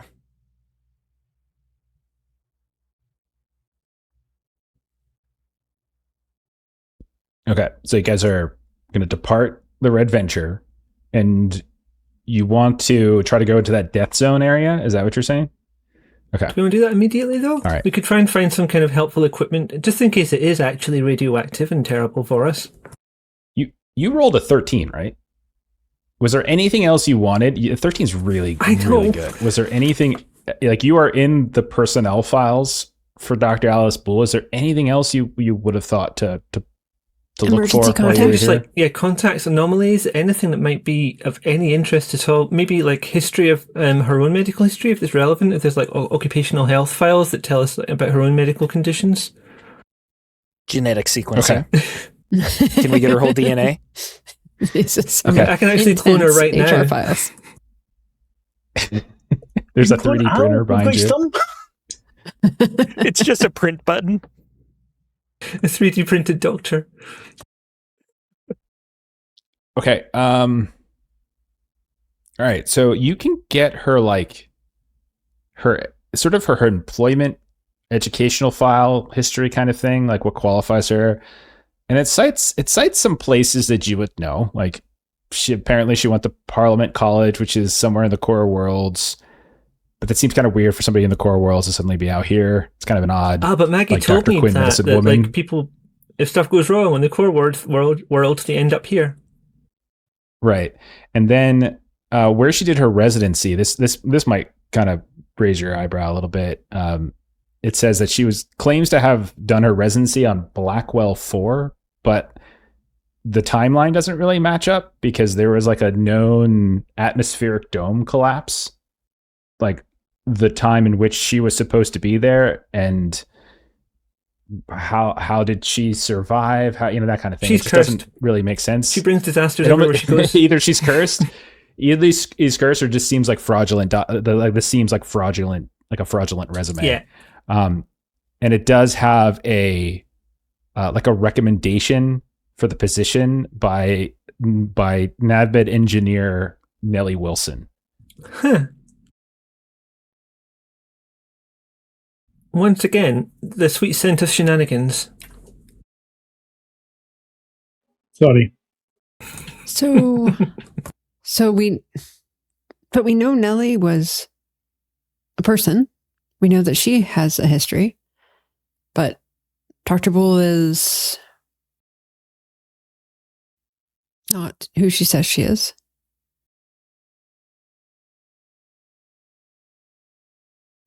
But we should. That's zone. Saving that to one of the numerous thumb drives, I might quickly check and see if I can access Nellie Wilson's details as well. Oh.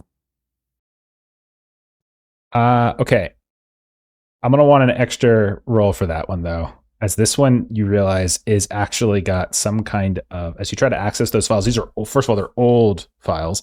And then secondly, it has some kind of security, like extra security, like extra naval security over top of it. And just before I do anything rash, this is still savvy, isn't it? I think it should still be savvy. Okay, yeah. So then it's 10. Okay. 2 with a +2.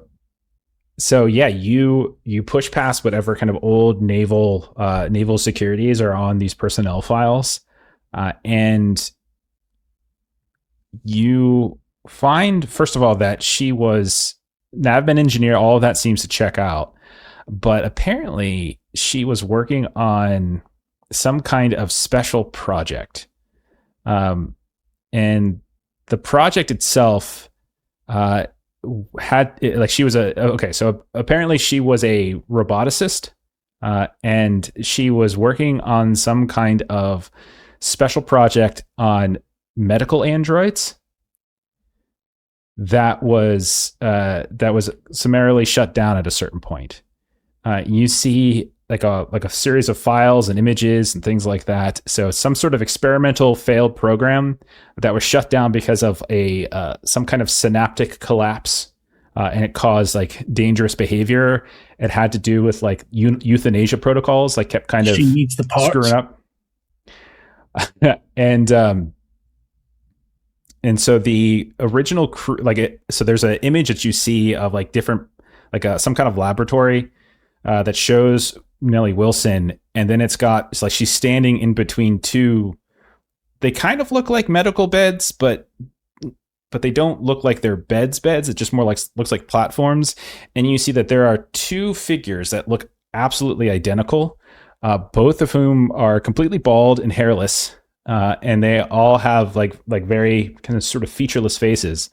But if you squint really carefully, they kind of look like Dr. Boole, and they kind of look like that person on the pilot. And they're all kind of like, so like Nellie Wilson's got her arms like around both of them, and they're all like smiling in this weird kind of sort of uncanny valley way. And that, yeah, so that's what you would absolutely find. sharing so that. I feel like that's very important info. They're clone droids, or just droids. Cloids. That sounds horrible. Cloids. Cloids. I like clone droid, but we can go Cloid. Cloid's good. It's simpler. It's punchy. Yeah. Clobot. Clone droid's better. Clobot. And I would also give you this, like the lab apparently was located in the death zone area. And she said she what doesn't am I have saying? family. What have I been saying? We're going to the death zone. Come on, let's go. Everyone pack up. We're going to the death zone. Thought you'd never ask. Robin, that was great hacking to find that. It makes so much sense why she doesn't look like she's aged and someone looks just like her. I mean, sometimes it's really impressive to look at something and be like, oh, that's amazing, that thing that's clearly happening, and then you miss the thing that actually is happening. And you know what? When they fake it like that, it really it takes away from the people like me who just age naturally, like very gracefully. Like you don't need to have the artificial help to age. You can just accept that, you know, some people like me just age well. Oh, you're using fillers. Come on, noodles in each cheek. But I would never. Get out of here. The lips just have a round of noodles going through the skin, making them. We're going to the death zone. Going to the death zone. We're going to the death zone. The death zone. All right. How would you guys like to get there? Because from what you understand, that the front of the ship is intact. The back half of the ship is just crazily hazardous. And like it's open to space, it's debris, it's all sorts of things. There's little pockets here and there of slightly more structure, like in different pods. But like it's not a place that you can just like walk to. You know that you're going to have to do some kind of like, you know, sort of environmental walk. Tell people to keep away from it, so there must be a way from within the ship to get there. Or we could just take our ship and go out and, you know, do an EVA. I do love a back door. I can't top that. I vote EVA back door. Okay. So yeah, if you guys want to go back to your ship, you absolutely can do that.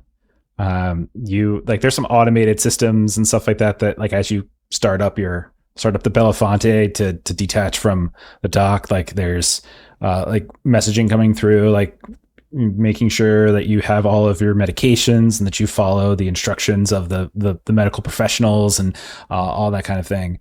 And so all this is like just automated, just like when you first arrive.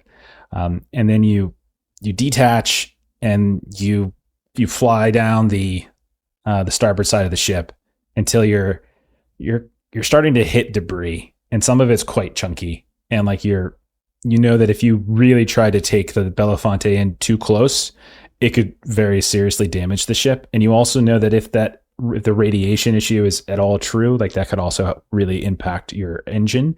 Surely we can check you have that one from that's working. sensors. Do we not have any sensors that could check that?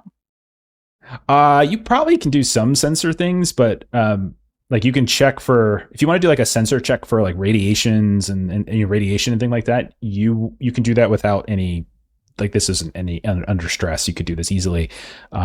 It's very clearly it is appropriately named, as the radiation signatures that you're seeing pop up are crazy high. You know that you would not want, like your suits could protect you from it, but not for long. This isn't the type of thing that you would want to stroll through for a very long time. It would be quick. Android would have one protection. The Android question is more interesting. The androids are a relatively new kind of technology, at least in how they're being used. This is a 20-year-old special naval program that got shuttered. other androids have popped up here and there, but they're not anywhere to the point where they're replacing human workers or anything like that yet. So the technology is still a little clunky. So it's possible. I'm going to plumb my authority monitor back into the Belafonte's own system so that it's just scanning ambiently whilst we're working. And this seems like the perfect situation to have a functional retrieval drone. That would just be, so useful right now if the retrieval drone was functional. You should have taken me in the cave with it, Nikki. Oh, right. That. I did say I'd get you a replacement, sometime, but haven't really found one yet. Maybe we'll find one here. It's all right, Freddie. I'm used to you breaking your promises to me. All right. Spacewalk? Indeed. We get on you said we have one, life raft or whatever? Would you say we have one? I'm sorry, what? You would have suits. Everyone would have suits. Yeah, that's not an issue. Robin, we can get close enough with the Belafonte to jump it. Yeah. You can essentially leave the sort of put the ship in autopilot, so to speak, and then leap out. Or one of you can stay behind if you wanted, and then you can do your walk into and through the debris. Some of the debris is just too chunky that it could definitely cause some problems. And you guys already suffered some damage when you're going through the cleft tone belt, and one of your, because you had 2 engines on the ship, and one of them is pretty wonky right now. Robin, you start getting some messaging actually coming through. It's not verbal though, and it's not audio. It's coded. It almost sounds it's not like Morse code, but it's got this kind of binary sort of connection to it. And it's going back and forth. You're seeing 2 signals kind of popping up here and there. If you would like to roll a savvy test against the odds to try to deduce what they're saying, just sort of kind of code break, you're welcome to do so, as this does pop up. That's a 6. Okay. Oh, do you want to spend a heart to reroll anything? I might do that, yeah. Give me a sec. Okay. Heart also is your health too, so you're going to reveal. Okay, I got a 6, so that's 11 now. 11. Okay. It's so you're getting communication where somebody from the front of the ship is communicating to somebody in the death zone that somebody is onto them, that there is somebody here asking questions, kind of definitely trying to alert the second, the recipient, and then the recipient is responding, Stall, I've found the lab. Ooh. Okay, they're looking for a lab, and also they're reporting about us, so we've got a time limit here, I think, but they found a lab? Triangulate that signal.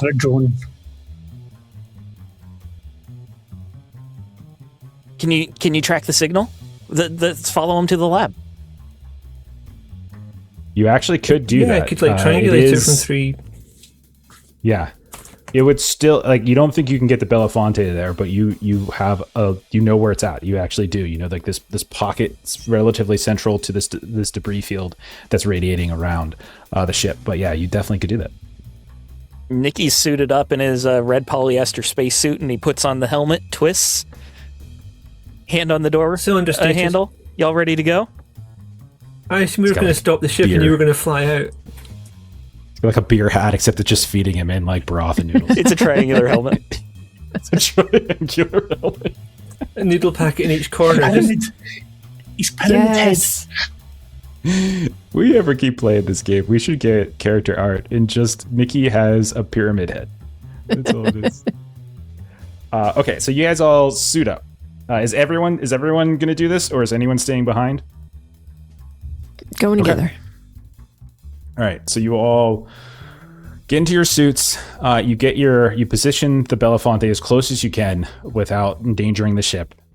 You go through the airlock procedures, and you leap out. And you find yourselves as best you can launching yourselves into the what used to be the ship, but is instead now all these different parts and compartments and debris fields, and you're having to every now and then kind of dodge and push off this, push off that. You're seeing on your probably maybe some wristbands some kind of like radiation meter, and you're seeing right as you hop out, it goes from green right up to yellow. Like it is just already ratcheting up pretty significantly. So as you guys are moving, all sorts of different problems are coming your way, different debris, different complications.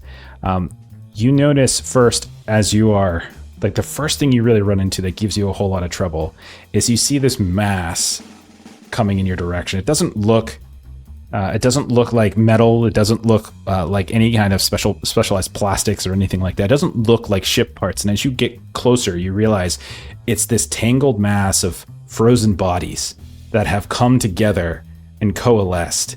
And it is all kind of tumbling towards you. And you all have to dodge around it. So I want everyone to go ahead and give me a test here to see if you can figure out and just describe how you're trying to get around it, or try how you're trying to go through it, or whatever you might be, and then give me a test to see how this goes. So I'm going to say that Freddie somehow finds a way that she has the cleaver available externally, so she just wants to like sort of like plunge herself headlong with the cleaver to see if she can just sort of like cut through. Give me a kind of like muscle test. Okay, yeah, my muscle is 0. Test, I think. Yeah. Nope. Okay. All right. We'll resolve in a second. So, what about Nikki? What does Nikki do as he sees this cluster of frozen corpses? Nikki's got fast hands, so he wants to Elvis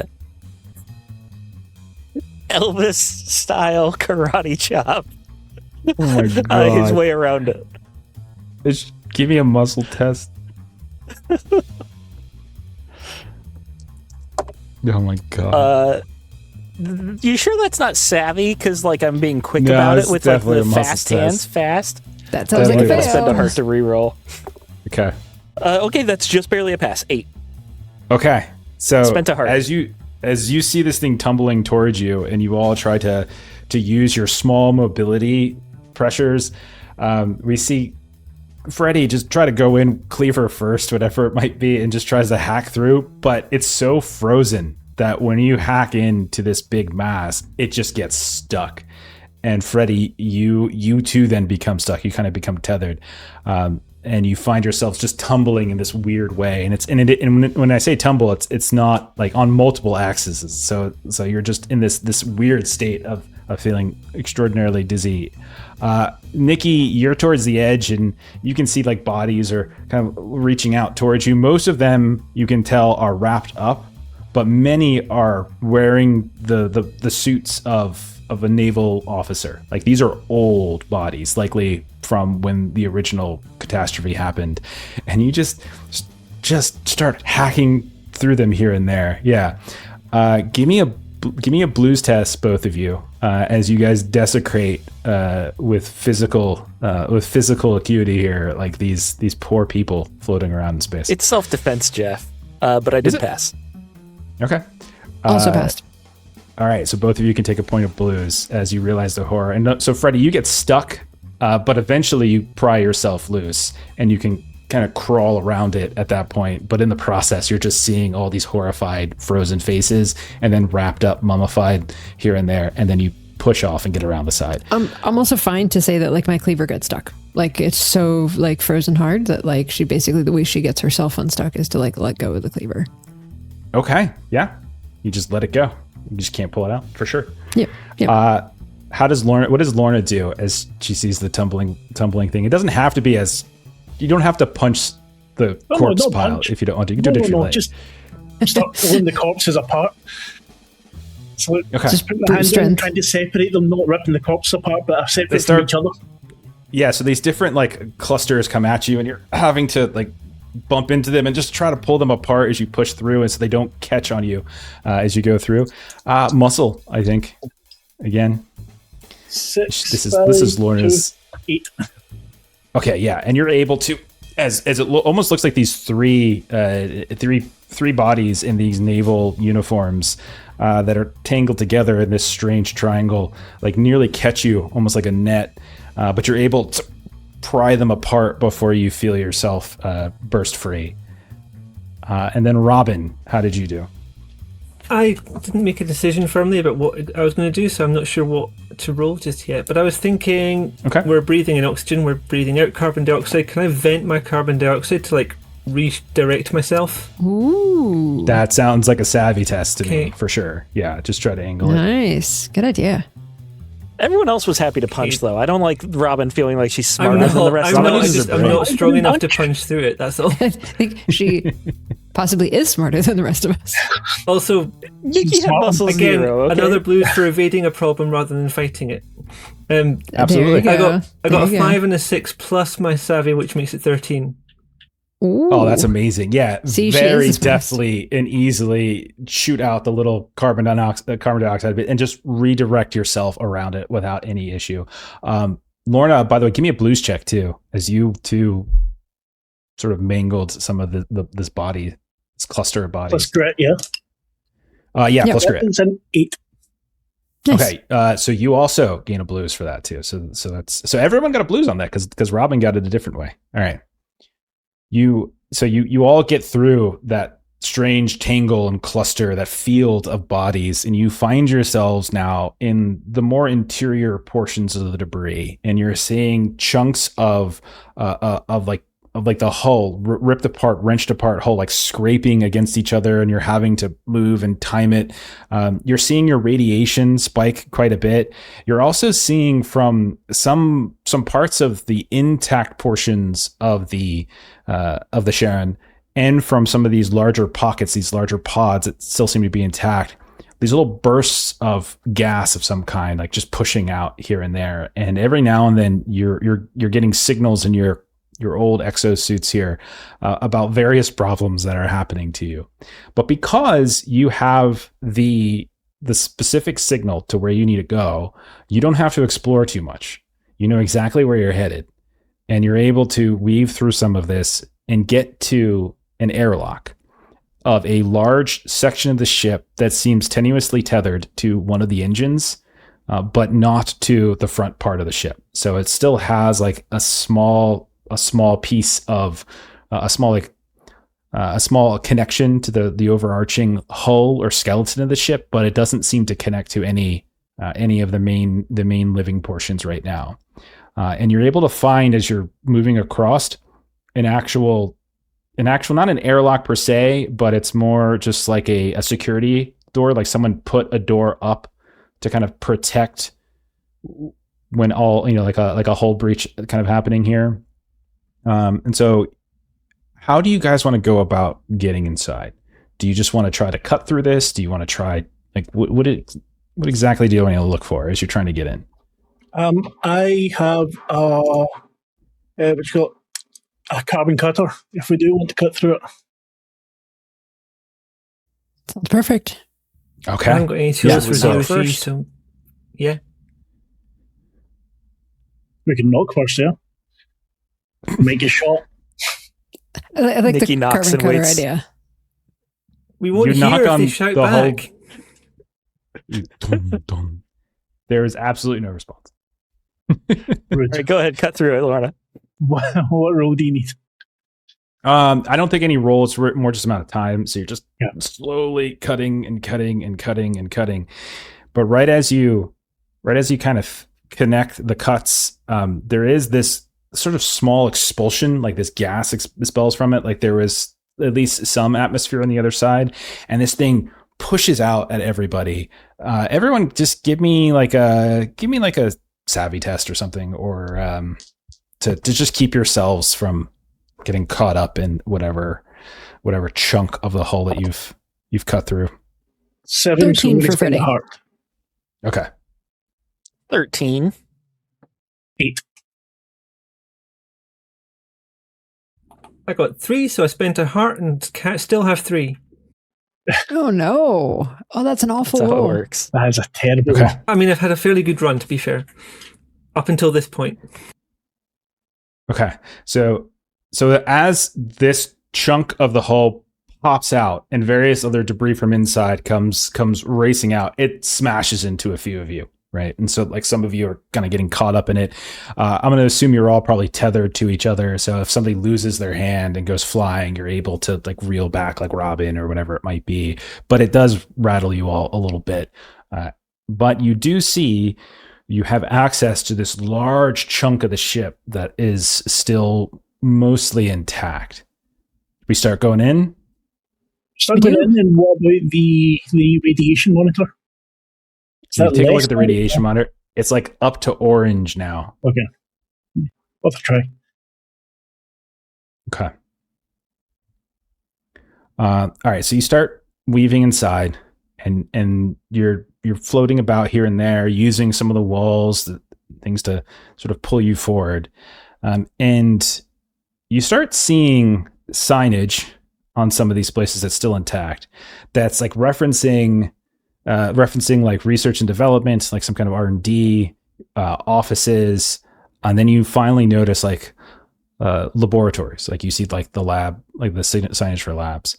But along the way, you're finding that you're having to continuously like try to dodge through some debris, maybe a floating body or two. It's all very, very awful. And at one point, when you get up towards the section of the ship where the labs are supposed to be, you realize that there's power being pumped through. You're looking through these sort of viewing windows and such, and you can see the flickering bits of light. You can see pods of some kind against the walls here and there, some of which are empty, some of which have maybe bodies. It's hard to see. And there is clearly atmosphere in there, because it does look like, or at least not atmosphere necessarily, but it doesn't look like it's completely lost gravity. As you can definitely tell, like there's not a whole lot of debris floating about. It looks to be intact. It's like the most intact thing you've seen before, like as if it's got its own little specialized like pocket of security. But you can see through these windows, these viewing portals, there's all sorts of lights. And then you notice that in like on what looks like some kind of panel on the far side, there is a man that's standing, or if not standing, is propped up and oriented in a way that suggests he could be standing. And you can see he's punching things into a panel. His arm is actively moving as if he's entering something into this computer panel next to one of these pods. Do we want to watch what he's doing, or do we want to take him out? We take him out. Although they wanted him alive. If he's an android, he can't be alive. Does that mean we can destroy him? Just bring him back operable, I guess. Let's not take the chance. Yeah, let's subdue him. Go for the kneecaps. Okay.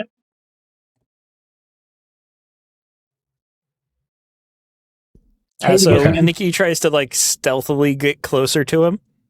Okay. So you start like slowly like drifting in, pulling yourself in here and there. There is a door. Like you can tell that there is a double, like a heavy duty security door, a double door. Like as you curve around the side, like you're going down a hallway where there's a viewing port, and that's what you can see him through. But then you come around to the side where there would be an entrance, and it's this heavy set of double doors. Now the problem is that if that is under atmosphere, it could kind of flush out, but it doesn't look. He's an android, so it doesn't. You're not sure if it even matters. But it's also possible it could change. It could immediately alert him if you try to open the door. Are you okay with that? To get in there. If someone had thought to bring hull charges, we could just have blown it up, but no. Is that definitely the person we want? Me.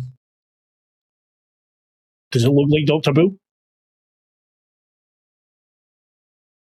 They say you can survive like 30 seconds of vacuum anyway. So, you know, we pop the door open, we get him, and we like, you know, close the door behind us, and maybe it pressurizes and he's fine. But you may depressurize the whole hospital.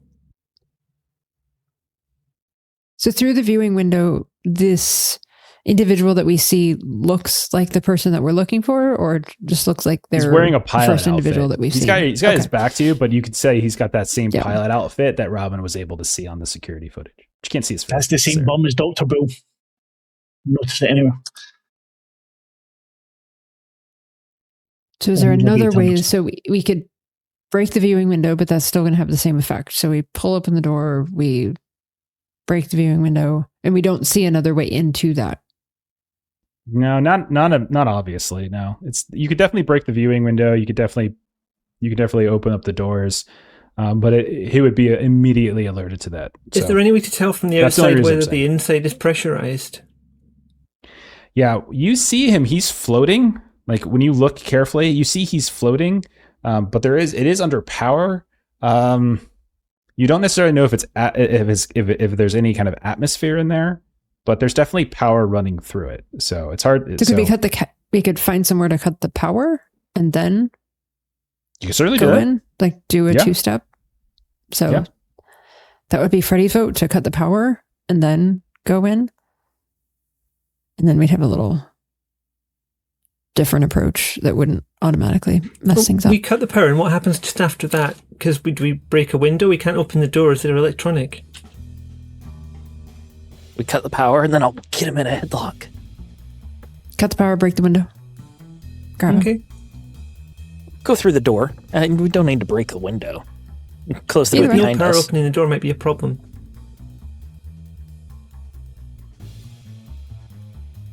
Okay, how about we just go through the door right now and we just charge the guy?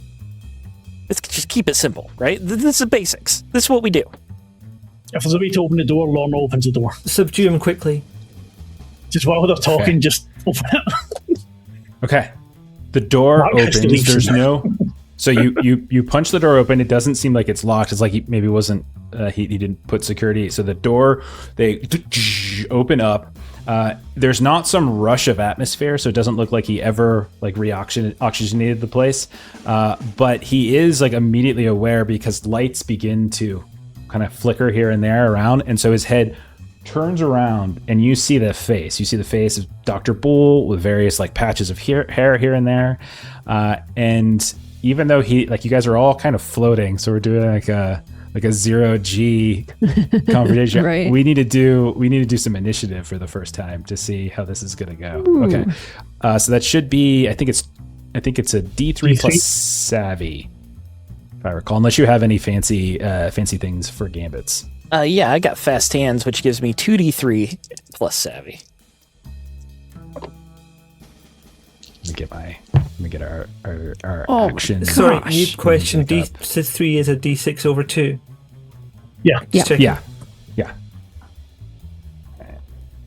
And I also roll this too. Lorna got a 2. I also got a 2. Wait, how your Sammy's I got 2? a 6. A DC How did you get a plus your 2? Sammy. How did you get a 2? The minimum would be 4. Oh, plus savvy. I didn't get the plus savvy, sorry. No, it's a 4, sorry. I just did the D6 over 2 thing. Yeah. Okay. I got 2. Is that a 4? Well, also at a 4 I got a with 6. a shit roll and 2 savvy. okay, so Freddie is at a 4, and then Nikki is at a 6. What is Lorna at? 2. Oh no. Lorna, That's a 0 savvy and a really bad roll. Yeah. First up is Nikki. And when you look over at him, you definitely see that he's loaded for bear. Oh, I got the wrong stuff up. As you notice that he's got some kind of strapped over his shoulder. You can see now that there's dangling next to his leg. He does have a weapon, and then he has tool belt and everything with various things. So he's not without defense. What do you do, Nikki? I want to it's 0G, so it's not necessarily duck and roll, but I want to evasive maneuver into the room. So I throw myself and I kind of like tumble through space a little bit. Are there like furniture still in the room, or like anything like? Yeah, there's various like what's it called? There's like pods and stuff along the wall. Think of it like 7 of 9's pods from Star Trek Voyager. A lot of those are around, and then there's a handful of like observation consoles and such. So yeah, there's places to move through. Yeah, so like one of the consoles probably I'd launch myself towards, essentially trying to cross the distance while making myself as difficult to target as possible. So not necessarily attacking right now, but spending my action to move in a defensive way. Okay. You want to do like a savvy test to approach or something like that? I'll always take savvy if you offer it. Yeah. That is a 7 plus my 2 savvy is 9. Okay, yeah. So I'll say if he does decide to attack you as you move across, it'll be at against the odds for him. Awesome. Robin or Freddy, both of you are at 4. You can go in either order you like. As you see, Nikki launches himself in, but he's carefully like weaving between some of these consoles. Happy to let you go first, Freddy. I would say that Freddy is going to see if there's any way that she can sort of like are we still connected back somehow, or are we kind of completely disconnected? We said you guys had a tether, if you guys are okay with that. So you guys are probably tethered to each other. There's probably plenty of slack, though. It's not like you're okay. Because I'm wanting to. Mickey launches himself and just immediately pulls everybody.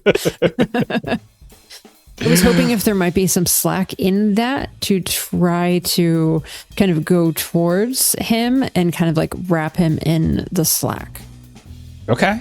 I like this too. Yeah. He is against the wall though. So we were saying he was against a wall panel punching it in. So you can't really get behind him just yet. But if you want to do kind of like what Nikki does and sort of fan out in the opposite direction, like you're flanking and getting ready if he comes forward, you can certainly do that. Okay. I like that. Yeah, give another savvy test. It's sort of just move up carefully, dodging some of the debris and things in here. 9. Okay, yeah. So same thing for you. If he decides to turn and attack you, it's going to be a little harder as you're finding places to tuck and move. Robin, what do you want to do? I am not sure. I've just realised that I never officially got my gun back from Freddy, so I don't have a weapon. And I wouldn't know if I'd have it on the outside anyway. Yeah. I think the best thing... When did I have your weapon? Before I went for an X-ray. We did get back on the Belafonte, though. That's true. Maybe we can say I got it back.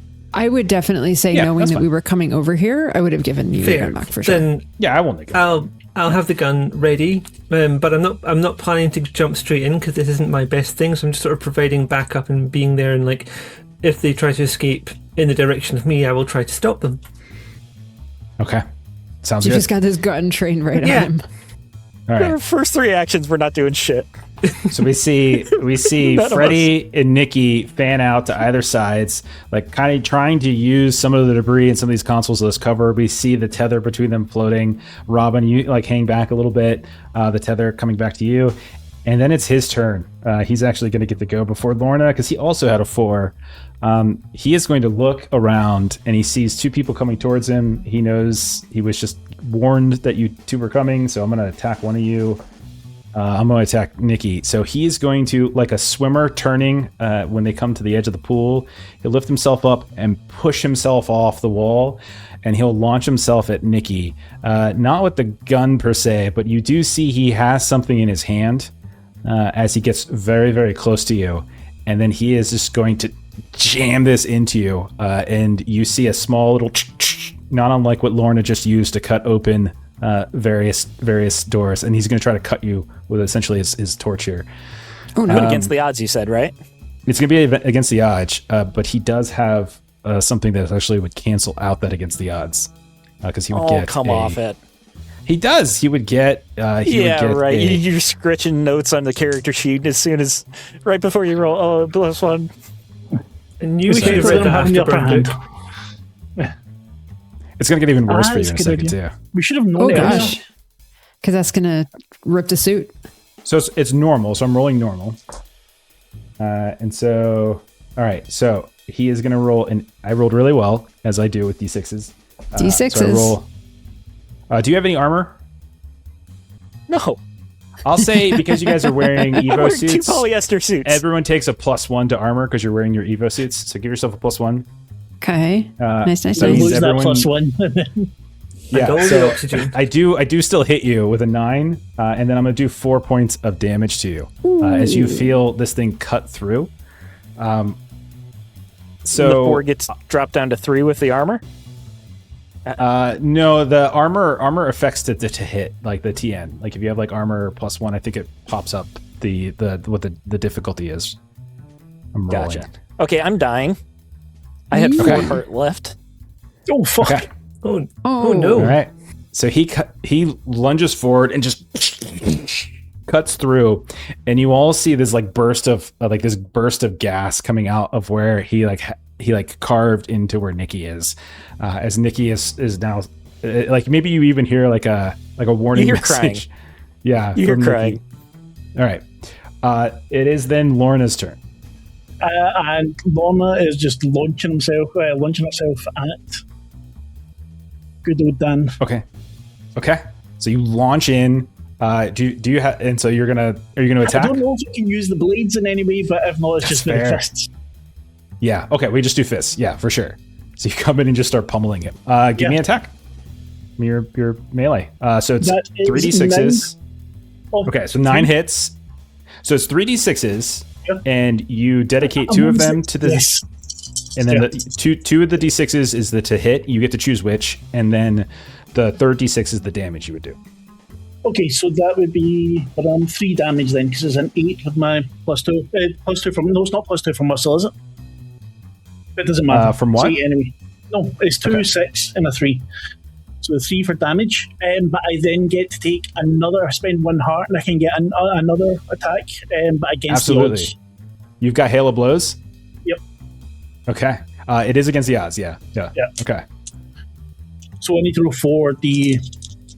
It's 4d6s. You would drop the highest immediately for against the odds, and then you would just determine what you roll. 4d6s highest against the odds. That is a miss. Okay, so you come in there. What did you roll? What are the dice that you rolled? 5, 3, 4, and 1.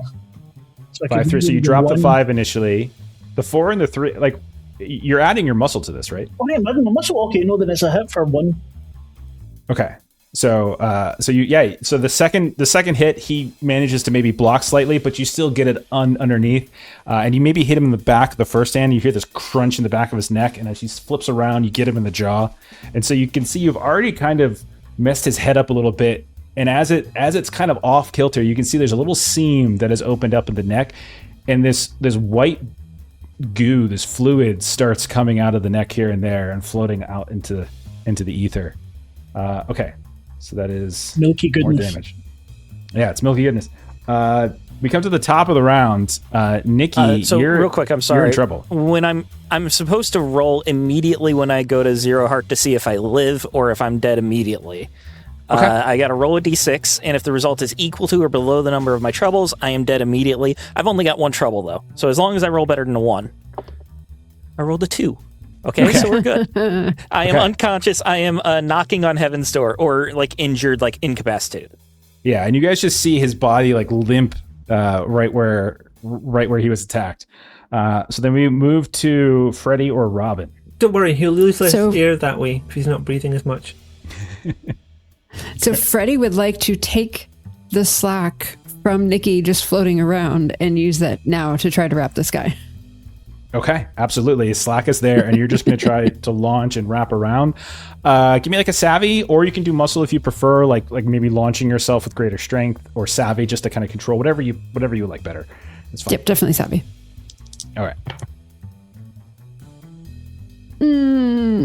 I'm going to spend a heart, which is going to put me down 4. Oh boy. Which is dangerous, but I would like this to succeed, so I'm going to reroll to 1. Get a freaking 2, but that's enough for an 8. Okay, so yeah, you start to do these laps, pushing yourself off the walls here and there, just swimming around and around and wrapping him up, and you're starting to see his arms, his legs are getting a little bit tangled up in the slack. This also though means you are getting closer and closer to him though, so your distance between you and him is getting closer. Okay, Robin, it is your turn now. What would you like to do? This is going to be very simple by comparison. I'm going to shoot my gun at him. All right, fantastic. You were aiming last time. You got it ready. Absolutely. Yeah. Mechanically, what am I doing with that? Because I've never done combat in this before.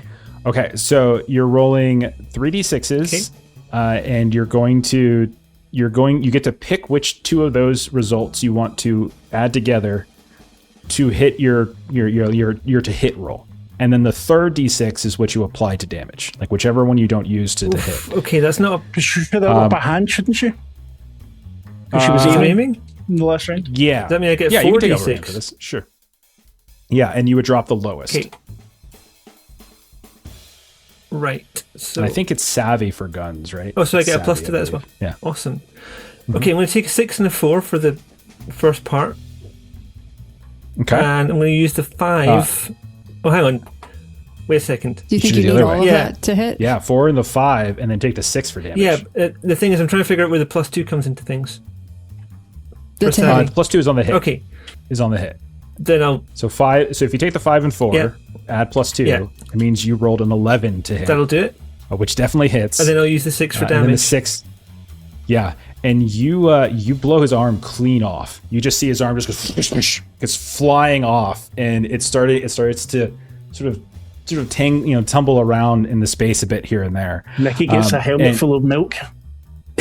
It's full of nutrients. It's fine. Exactly. Yeah, and as you hold on, as you're like fighting him, Lorna, because you're right next to him, you see like his head is starting to twitch, kind of going crazy here and there. More of that fluid is coming out. It's his turn, but he right now has suffered a grievous and terrible injury, enough to put him to 0, and that means he is like twitching and unable to do anything. Lorna, what would you like to do? Rip his head off. Okay, so you reach out, set up. Do it. Gives a muscle with upper hand as you try to rip his head off. Oh fucking hell! I rolled 655. Okay, like it's basically like Predator. You pull the head out. You pull this like long spine column that's just like dripping all of these different bits and fluids out, and you have like holding in your hand now the head along with some mechanical spine. As he's looking at you, though, his eyes are still blinking and he's still twitching. And it doesn't seem like this is... Yeah, his body has gone limp now. The arm is still floating, but the rest of his body is limp. But his head is still kind of moving about. So it looks like he's not dead, but he's definitely incapacitated. Bounty has been saved. Okay. So what do you guys do about Nikki? As you have absolutely taken out Arden Len. That was a hell of a shot by Robin, and then ripping his head off was enough. What do you do about Nikki? Is there any way to secure the hole in his suit? Someone give me maybe a savvy test to see if we can get over there fast enough to slap some kind of patch on him. Yeah, and also try to do like first aid. I keep getting a... Probably would have trouble doing first aid because you can't take his helmet off and like do like CPR or anything. You can get me to the hospital. I've got another delicious 6 and a 5 combination, which gives me 13. 13? Yeah. Okay, so Robin, you're able to, after shooting off the arm of this... Maybe using the inertia. You launch... Yeah. you launch yourself in and you pull Nikki away, his suit covered in all that fluid, that android fluid, and you manage to slap some kind of patch on where the tear went through. You're still going to need to get him to the ship. But I'll say at this point, we see you all, the 4 of you, dragging the body and the head of this android Arden Len. So Lorna's got the body, and then maybe Robin's got the body of Nikki, and you guys are floating back out. We see this crazy escape from the midst of this laboratory, back out into the debris field, past the dead bodies again. You dump off Nikki because you're right here. You might as well. But I'll say you get back onto the ship, and you have on the ship now. You have Nikki. You're able to do whatever it is that you need to do to get him back to health. You rip his helmet off, start doing CPR, inject him with a few stims, and eventually Nikki comes to. Did I get him? We did. We got him. Right in his face with the head moving the chin up and down. Good job, buddy. I'm gonna take a nap now. And so as we as we like fade out from there, as you guys are all like patching them up, we see the exterior of the Belafonte as it's getting ready to leave.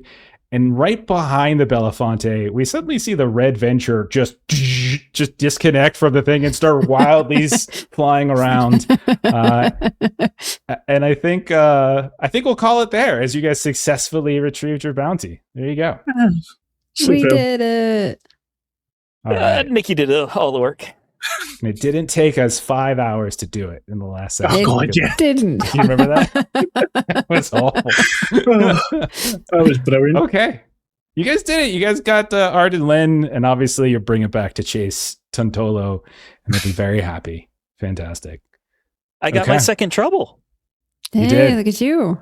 Congratulations. Okay. We're going to find out what that is in about 3 years. Yeah. I think you guys want to schedule, I don't know, spring 2030. 2029. It's good. Yeah. 2030 sounds like a nice round number. 2030. Oh, we got to play more. Oh my gosh. We all have to play more together, I think. Yes. It was great getting to play with you guys again. It's been a while. Agreed. Do it here and there, but not enough. Time zones are so annoying. Okay, then. Well, that's Orbital Blues, at least our variation of it. And I specifically was using from, I think it was from Rogue Anthems. There's a series of like pamphlet adventures, and one of them was the setting was this. It's not so much an adventure as more as it's like a setting, like a backdrop, and that's what the Charon was. And then obviously you kind of weave your own little plot into it, and that's what we did. So that's what that was from. That's where the Charon's from, and some of the characters that you met, and then some I made up. So it was a lot of fun though. But you should check out if you're interested. If anyone's watching this and you're interested in more Orbital Blues, up until May 1st, it's going to be on BackerKit as Orbital Blues month continues. There's a new adventure new supplement, I should say, Outlaws and Corporations, and then there's a bunch of other little like pamphlet adventures and supplements and things as well that are also up there on BackerKit because they're doing one of those kind of collaborative groups. So take a look at it. Before we go, let's do a couple quick closing plugs. Veta, Mark, you want to tell us where we can find more of your stuff? You can take it this time, Mark. There you go. I can take it very nicely. We run games over in Tales of Myth and Mayhem. Mostly horror. On Saturday, we are continuing with the Black Madonna occult campaign, which will hopefully get even more horrible than it has been. What else do we have? We've got... In 2 weeks, we'll have Mothership. Keeps getting put off due to other reasons, but we're definitely going to be there. And the rest of the games are yours at the moment. Yeah, I'm going to have Vampire Masquerade on Friday, which I think will be mid-afternoon for you folks in the States. But it's all on YouTube, so you can find it there afterwards. Awesome. And then, Steven, you also make a game that has Western themes. What is that game?